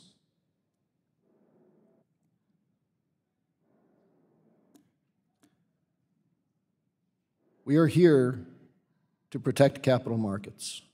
We are here to protect free markets. It may hurt my colleagues' opinion, it may hurt their feelings, to be compared to the socialists and communists of lore. And I have tremendous respect for the bipartisan center. I did not misquote Milton Friedman yesterday, but I am going to misquote Barry Goldwater today. Partisanship in defense of free markets is no vice. And I am sorry that it has become partisan to look out for the interests of investors, to look out for competitive markets, to make sure that we do not end up with a capital market full of FTXs where you get a bunch of dumb money where executives can do whatever they want. And I get it, there are people who would like that in this world. Our obligation in Congress is not to look out for them, and I need you all to be full-throated and join us and do that, because if we do not, this beautiful, wonderful economy we have is dead. I cannot believe we are having this conversation. I yield back. Gentleman yields back. The chair now recognizes the gentleman from Wisconsin, Mr. Steil, for 5 minutes. Thank you very much, Madam Chairwoman. Appreciate you holding today's hearing. I think it's absolutely essential that we have this conversation, in particular when we see the massive concentration between ISS and Glass Lewis as it relates to proxy advisors in their advice, which is sometimes pretty suspect. Sometimes we see them get the facts wrong, sometimes even the name of the CEO they're getting wrong in some of their information. If I can start with you, Mr. Nittram. Is there a reason we shouldn't be able to see the analytical process that's playing out by these two proxy advisors that have a pretty clear duopoly on the advice? I'm sorry, can you repeat that question? Sure, they're providing information, but we don't have visibility into the methodologies that these proxy advisors are using. Should we have visibility into the methodologies that these two proxy advisors are using? Absolutely. We need to have visibility into the methodologies, their sources of information, and their conflicts of interest. I think that's essential. Do you agree, Mr. Doyle? I do. Mr. Berry? Absolutely. It seems like that it should be absolutely essential. It seems a bit of a no-brainer. And then we have Chairman Gensler striking down the original proxy advisor rule as drafted when Chairman Clayton was there. Do you know what the rational thought would be behind that, Mr. Nittram? I believe that the rationale was to reverse the Clayton era changes, thinking that they gave too much power to companies. But really what we're doing is allowing ISS and Glass Lewis to be completely unaccountable. Is that correct? Absolutely. So it's really the net effect of Chairman Gensler's decision was to actually allow these two entities to be able to operate in the dark with no oversight from the federal government as they're providing advice. But we've seen them provide advice in conflict either with law or in the case of just simple errors without an ability for companies to be able to simply come back and counter the information that's being provided. Is that correct? That is correct. Do you agree with that, Mr. Doyle? I do. Mr. Berry? Yes. I mean, what's the impact, Mr. Berry, when you allow this duopoly to play out, when misinformation is being produced, or information that just simply needs to be countered because one of the proxy advisors views it in the best interest of a company for that company to engage in illegal behavior? For example, the Travelers case, where a proxy advisor recommended in favor of a shareholder proposal, which would have required Travelers, in that case, to engage in illegal behavior by altering the price of insurance based on race, which is outlawed in our states, rightfully so. Yep. Inadequate oversight of the proxy advisors means they're going to be giving the store away to shareholder activists to drive all kinds of behavior, including stuff that can be illegal. Mr. Nettram, do you agree with that? I agree, yes. And what's the solution to this then, Mr. Nettram? I have a bill, you've commented on it previously, that actually allows us to shine light, to have some disclosure, some understanding, some oversight over this duopoly. Do you think that's an appropriate approach? I think legislation is desperately needed here to bring some transparency to this process. What do you think the key aspects of that transparency should be? I think there are two keys. First is disclosing conflicts of interest, disclosing methodologies, disclosing their sources of information so that investors can see exactly what's going on here. And then second, making sure that the anti-fraud standards actually apply to proxy advisory firms. Making sure the what standards? The anti-fraud standards. Absolutely. There should be some accountability to ISS and Glass Lewis if they're engaged in providing advice that's either misleading, incorrect, or in the case of Travelers, illegal. Is that right? That is correct. Does the legislation that I've put forward accomplish that goal, in your opinion? It absolutely does. Mr. Berry, do you have further comment on that? I think if we can cut down on the agency problems with the proxy advisors in the same way we care about agency between shareholders and owners and managers, that would be a huge improvement. So we should disclose conflicts of interest? Absolutely. And do you see conflict of interest in the two largest proxy advisor firms? Yeah, especially between consulting and proxy advice. There's real issues there. Mr. Doyle, I see you nodding your head. You agree with that? I do, and I would also mention that this committee, members on this committee, and others have supported through a bipartisan way to respond to and to try to alleviate some of those conflicts. I think at a minimum we should have disclosure. I think it's abysmal that Chairman Gensler struck down the Clayton rule. I think it moves us away from further disclosure. It allows these two proxy advisors to operate in the dark. I think we actually need to have a more robust regime than was even the rule in place. I appreciate you being here, your testimony today. Madam Chairwoman, I yield back. Gentleman from Wisconsin yields back, and the chair now recognizes the gentleman from Massachusetts, Mr. Lynch, for 5 minutes. Thank you, Madam Chair. Thank the ranking member, and appreciate the good work of the panel. Ms. Minow, prior to coming to Congress, I served as a union trustee on the Ironworkers Pension Fund, the Taft-Hartley Fund. I was a union trustee, and we would hire asset managers and obviously rely upon proxy vote services as well, advisors.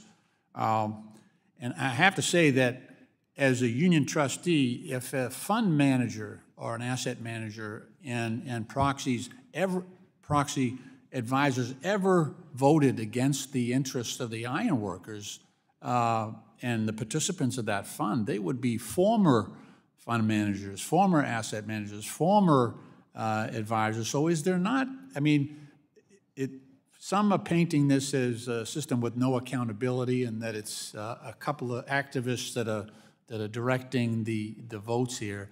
Is that really what's happening, or is there some level of, dare I say, democracy and causation between the views of the participants of these funds and the way the proxies are voted? Thank you, Congressman, for that question. It's been my great privilege to conduct training sessions for new trustees of union pension funds on proxy voting, and I have found them to be extremely interested in these issues for the protection of the plan participants. What do we all want? We want them to be able to retire in a comfortable way. And so you are 100% correct that the unions, pension funds, and the other pension funds that I've worked with the public pension funds primarily, are particularly focused on making sure that their asset managers make buy, hold, sell, vote, litigation, any decisions about share ownership purely for the benefit of plan participants. Furthermore, the federal government has not only the authority, but the obligation to act if they don't do it, and they have acted, not as often as they should, but they have acted in those cases. I want to mention that it is not union pension funds or any other institutional investor who has called for non-financial measures of corporate performance. It is the Business Roundtable, which announced that they wanted to go for stakeholders, and they wanted to have this very amorphous idea of, throw the dart at the wall and then draw the target around it. So, no, you're 100% correct. Thank you. Madam Chair, I ask unanimous consent to enter into the record a report by the Independent Shareholder Services entitled U.S. Shareholder Proposals Jump to a New Record in 2023. So ordered. Thank you, Madam Chair. And it's dated May 24th, so it's about 6 weeks old.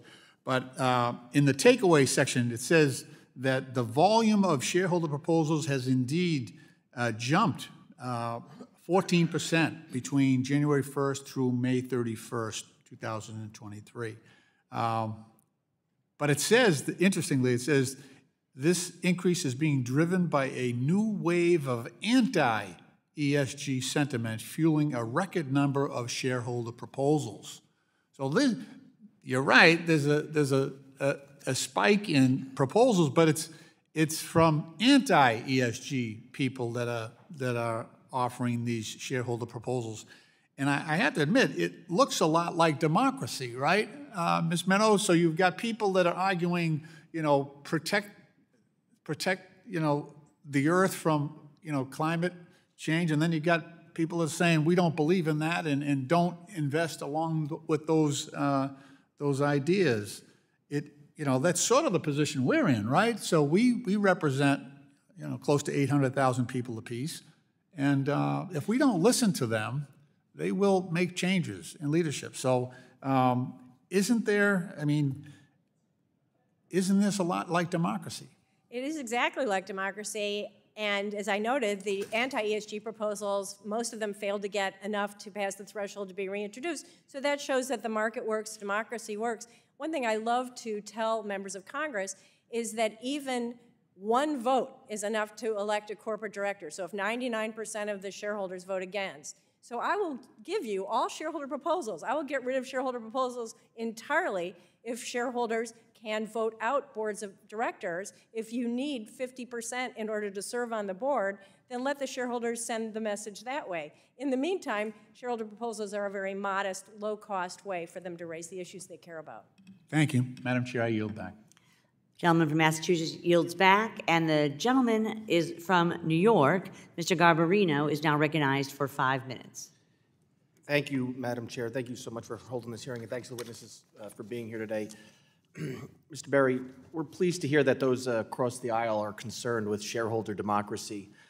In the spirit of promoting shareholder democracy, would you agree that if a shareholder proposal is rejected time and time again by a majority of shareholders, that their voting preferences should be heard, that there should be a cooling-off period for it being resubmitted? Yes. Thank you very much. Mr. Netram, in the spirit of promoting shareholder democracy, should two proxy advisory firms be able to dictate 30% of proxy votes? Shouldn't the shareholders themselves be voting and not auto-voting the preferences of third parties? I believe the shareholders themselves should be voting for their preferences. Thank you. It has been suggested, Mr. Netram, that the cost of shareholder proposals is just an hour of work. Can you, at a high level, discuss the cost to companies?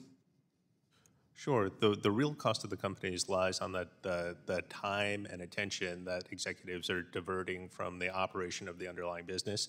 In the manufacturing sector in particular, we're facing a set of challenges that are existential, and taking the executive's attention away from that and navigating these incredibly turbulent waters is not helpful to shareholder value creation. So, just an hour of work that's not true. It's going to take a long time. What about retail investors? Is there a cost to them? Presumably they have to read through the proposals to make informed decisions. Some companies have millions of retail investors. Is that time quantifiable? It must be quantifiable. I don't know what the answer is, but I'm sure that it is. Wouldn't making our markets more efficient and letting boards focus on sound financial policy rather than political platforms enhance capitalism? I strongly agree with that statement. Thank you. I want to ask you now about impacts to the changes to Bulletin 14L. Companies are facing more and more detailed environmental, social, and political proposals that are intended to interfere with regular business operations. One publication that has helped fuel this pattern is the SEC's Staff Legal Bulletin 14L, which made a number of changes that broaden the scope of what could be deemed eligible for a company's proxy statement. One of those changes is the altering of ordinary business exclusion, effectively removing the long-standing requirement that there be a connection between a proposal and the company. Mr. Natrum, how does the shareholder proposal process change when the SEC limits the availability of no action relief under Rule 14A 8? Additionally, how can this change interact with the operations or business of a company? It fundamentally alters the way in which a business is run. If you remove that nexus between the core operation of the business and the shareholder proposal to open that up to really anything under the sun, you really are taking the time and attention away from running your underlying business.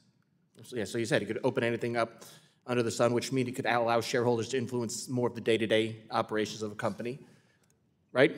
That is correct. Yeah. So can you explain how the increased level of detail and specificity in shareholder proposals create governance risks by distorting the board decision-making process? Absolutely. I think it goes beyond distorting the decision-making process to actually giving greater power to shareholder activists in that under the new regime, you're allowed to make minor alterations to a proposal, infinite versions of alterations to proposals, and have corporate management be forced to consider each of those in turn.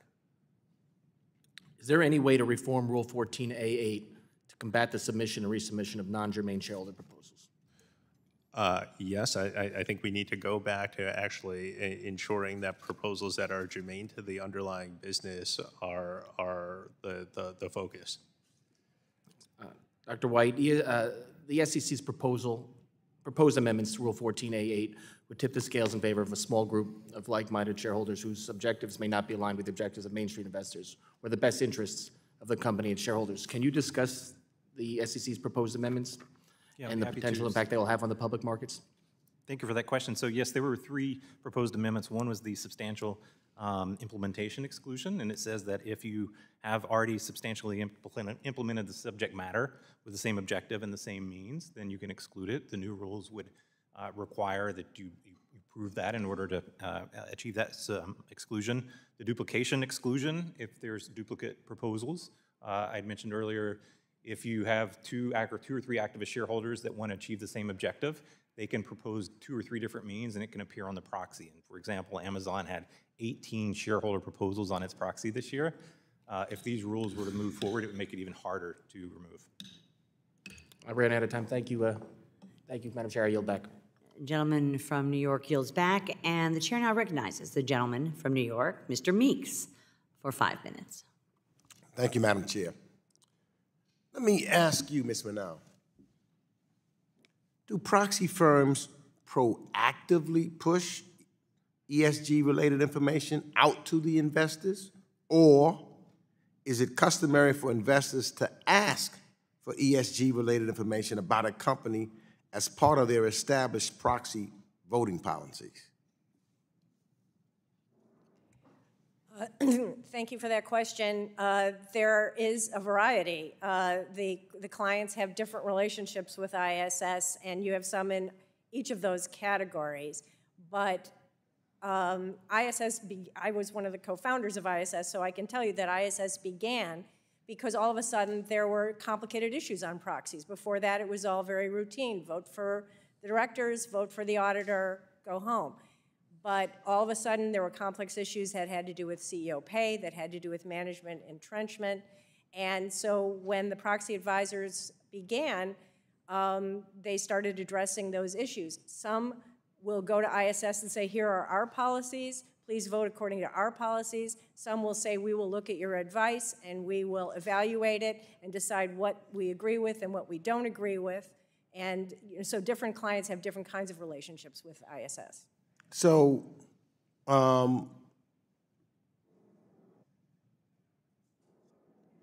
would you say then it becomes, if ESG, is it, in asking these questions, is it unnecessary or irrelevant for an investor to ask for different kinds of information? Absolutely. That is required by their obligation as fiduciaries. And just as they get information about buy-sell decisions, they are getting information about voting decisions and then acting on it according to their own policies. So let me make sure that I'm correct. So would it be correct to say that proxy advisors are providing this information in response to a market-driven, investor-driven demand? That is 100% correct. And as I pointed out earlier, presidential candidate Vivek Ramaswamy has now started an anti-ESG proxy advisory service, and anyone who wants to purchase that service can.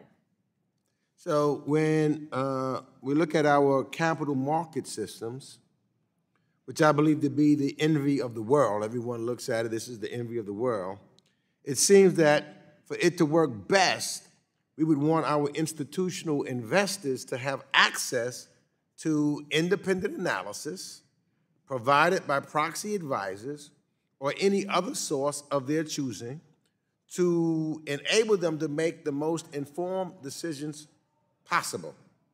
Agree? 100%.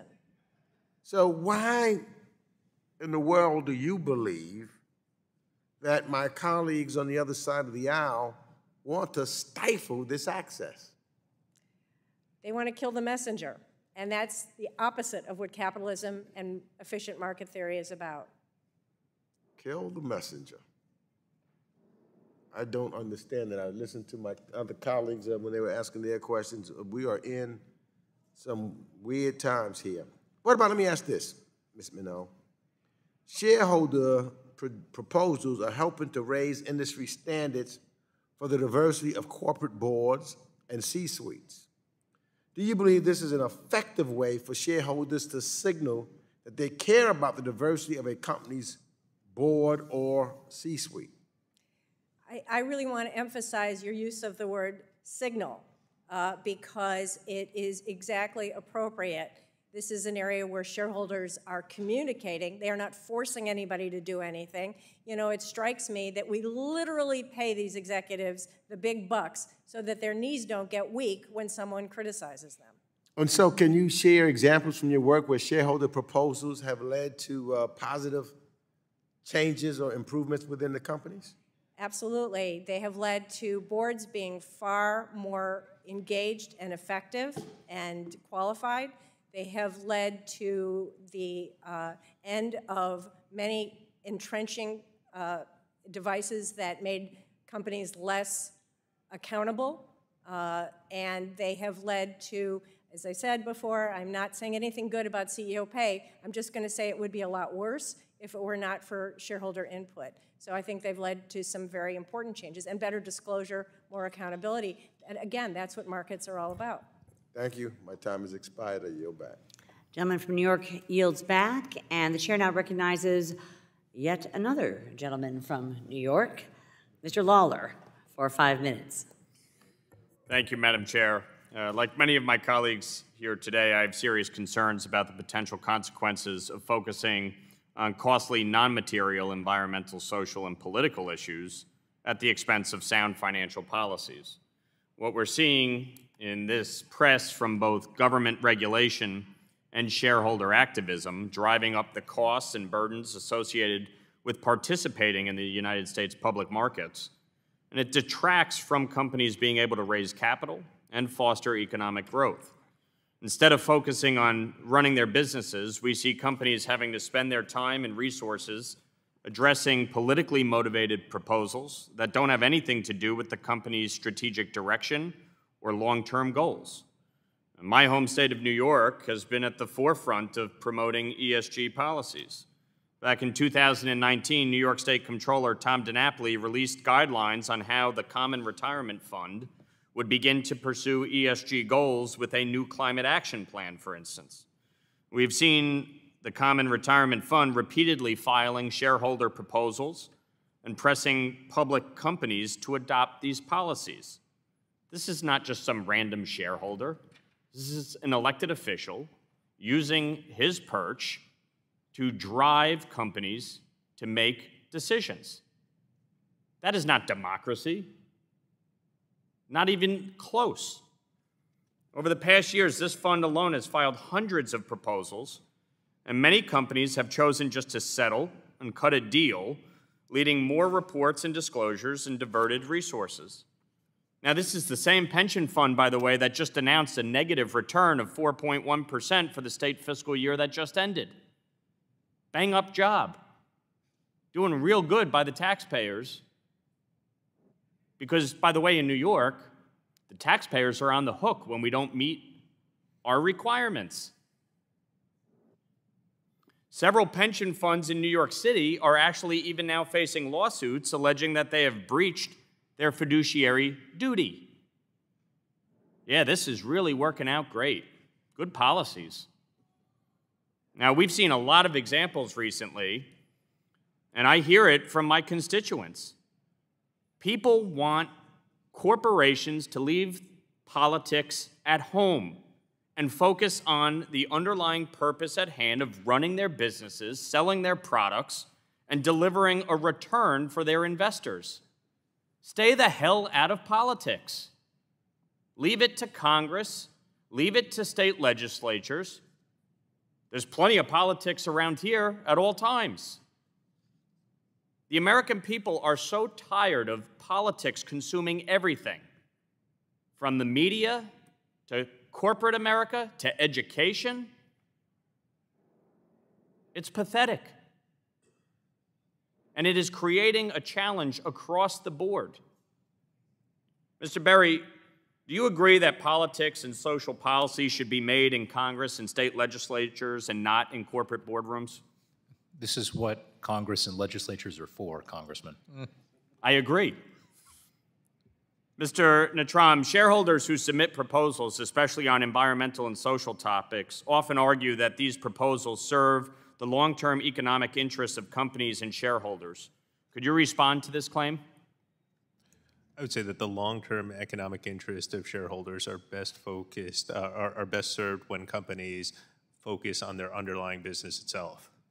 So would you agree that if, for instance, the New York State Pension Fund is giving a negative return, that's probably not in the best interest of pension fund recipients? Without knowing much about the New York City Pension Fund, those don't sound like great facts, sir. Makes sense. Dr. White, can you speak about the prevalence and persistence of socially oriented shareholder activism and the influence of proxy advisory firms affect shareholder value and the ability of corporations to make efficient and effective business decisions? Yeah, thank you. I've heard a lot of discussions today about it maybe taking 1 hour to respond to shareholders. I can tell you that's not, you would get a low grade in my class if you submitted that as a response. You have to carefully consider each proposal, potentially negotiate with the special interests, request relief from the SEC, which they reject more than 50% of that, or now and reply if they fail to provide relief. Amazon spent 116 pages and 40,000 words, which would take the average investor 2 hours to read. So I doubt it would take you 1 hour to respond if it takes you 2 hours to read, and it was very politicized. Thank you. I yield back. Gentleman from New York yields back. Chair now recognizes the gentleman from Missouri, Mr. Cleaver, for 5 minutes. Thank you, Madam Chair. Ms. Minow, thank you and all of our witnesses for giving of your valuable time to be here with us. I think we sometimes take for granted those of you who come before us and spend a lot of time, and the check we give you is very little, probably like zero. So thank you very much. Ms. Minow, saying something is so does not make it so. And there are, and have been here today, suggestions that proxy advisors have their own political and social agenda. And many of those who have asserted that say that they have an outsized care about climate change, which I'm still struggling with since this is the only climate we have. What are your views on this? Do proxy advisors always recommend in favor of climate or social proposals? Thank you for the question. And as Dr. White pointed out, there are a lot of shareholder proposals relating to climate which did not get substantial votes and which got votes lower this year than they did in previous years. So no, that is not true. You know, proxy advisory services, I will say again, no one has to buy it, and the people who do buy it are the most sophisticated, professional, financial experts in the world. And they have a choice of one that is a registered proxy advisor, one that is not, one that has conflicts of interest, one that is not, now a new one that is the anti-ESG. Maybe they'll get all three and compare what their recommendations are. Those are their own financial choices. So yeah, the evidence shows that, that the clients of the proxy advisors depart from the recommendations of the proxy advisors on any issue that is complex or controversial. Do you agree, Mr. White? I beg your pardon? No, Mr. White, I was asking if you. No, I think that sounds like a fair description of the proxy proposal process. You know, proxy advisors do have conflicts of interest, some of them do not. I would be concerned, though, of such a concentration in two entities that have so much power. I think if we were describing any other setting where an entity influenced trillions of dollars of investment returns and they were not we did not have oversight or regulation or transparency, we would be highly concerned. So I'm not sure how proxy advisors are different. Yeah, but neither of you are suggesting that that the proxy advisors are like puppet masters who have control over asset managers or institutions. I compare them to restaurant critics. You know, you can read the review of a restaurant and decide, well, they don't like green peppers, but I do like green peppers. Maybe I will like it. And these are First Amendment protected publications that are voluntarily purchased. And I would be very, very cautious about providing any kind of prior restraint or additional review. Great example with the restaurants. I don't like green peppers either.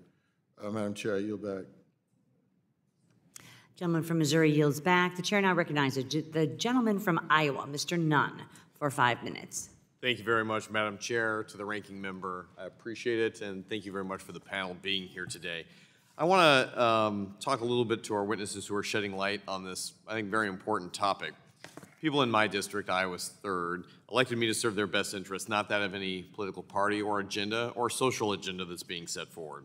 To that end, I, along with my colleagues on both sides of the aisle today, support policies that prioritize protecting everyday families, farmers in my home district, small business owners, and Americans across the board. Their investment and their financial futures often depend on the decisions that are being made in this room. This follows up with yesterday's hearing on what we would like to drill down on for a term called robo-voting. This is an alarming and ramping process that has come across the board. For those of you watching back in Iowa, robo-voting is the practice of automatically casting votes with proxy advisors' recommendations. Only 2 firms, including a member who is on this panel today, are part of a duopoly, if you will, who are casting 97% of the proxy advisor market. They've given unprecedented power and control over my constituents' 401ks and their future funding. Essentially, a corn grower who lives in my home state, their livelihood to both fuel and feed the world is being unknowingly funding to groups who are committed to demising their very line of existence. Their hard earned 401k portfolio investment and advisors who are voting on their shares based solely on the recommendations of these two firms that operate oftentimes in opposition to those very farmers, livestock producers, and biofuels that they have built their business upon. In fact, in some cases, they're openly hostile competitors and overseas companies where their retirement dollars are going. This can impede and even seek to end traditional farming in my state, and that's just one sector.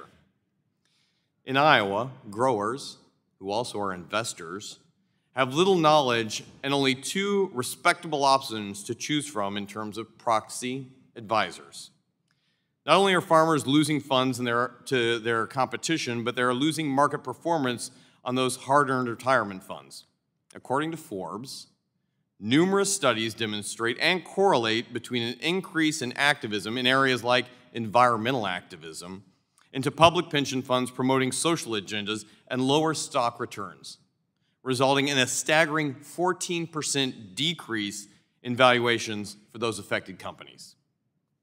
To that end, Madam Chair, I'm introducing a bill next week that requires the SEC to make a final rulemaking prohibiting the practice of robo-voting and prohibits institutional investors from outsourcing their voting decisions to a proxy advisor. It requires them to be based on investment merit returns versus activist desires. In my opinion, it is beyond time that this corrupt and largely lazy practice is brought into the light and ended. Our constituents are counting on us for this level of change. With that, Mr. Neerterm, can you go into detail and describe to us the process of robo-voting and how it impacts the decision-making process and the fiduciary responsibilities of asset managers? Absolutely. Thank you for that question, Congressman. So robo-voting, as you so accurately described it, is the process by which proxy firms automatically cast votes on asset managers' behalf in line with those proxy firms' recommendations and without any review by the asset managers. So what you have is a system in which asset managers don't have the ability to make an informed decision on the votes that they're taking because the proxy firms are just automatically casting those votes. By definition, that means that those asset managers may or may not be acting in the Main Street investors' best interest. Why do you think then that Chair Gensler of the SEC did away with former Chair Clayton's overhaul of proxy advisor firms in 2020? And I would offer, do you think that a robo-voting bill like the one I'm proposing this morning is a priority? On the second question, absolutely. Thank you for leading on that legislation, Congressman. I think it's absolutely needed and a real priority for the industry. On the first question about Chairman Gensler's actions here, it's hard to know his mind, but it certainly does seem to be part and parcel of the SEC's overall effort to deregulate and empower proxy advisory firms. The net effect of this is that your constituents, Iowans, are left with conflicted, error-ridden advice that is being automatically voted on their behalf without them even knowing about it. Thank you, Mr. Needham. With that, Madam Chair, I yield my time. Gentleman from Iowa yields back, and the chair now recognizes the gentlewoman from Indiana, Mrs. Houchin, for 5 minutes. Thank you, Chairwoman Wagner and Ranking Member Sherman, and thank you to each of the witnesses for your testimony and for speaking with us today. One of my top priorities as a member of this committee is to protect retail investors and ensure that my constituents in Southern Indiana are given the same financial opportunities and the level of priority as investors in any other part of the country.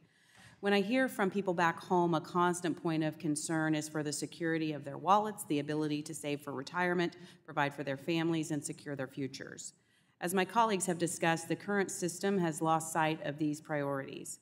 Our capital markets and the soundness of our financial system have long been among our greatest strengths, but as political agendas and unrelated social issues drive the focus elsewhere, everyday Americans are forced to bear the cost of diminished returns and lost financial security.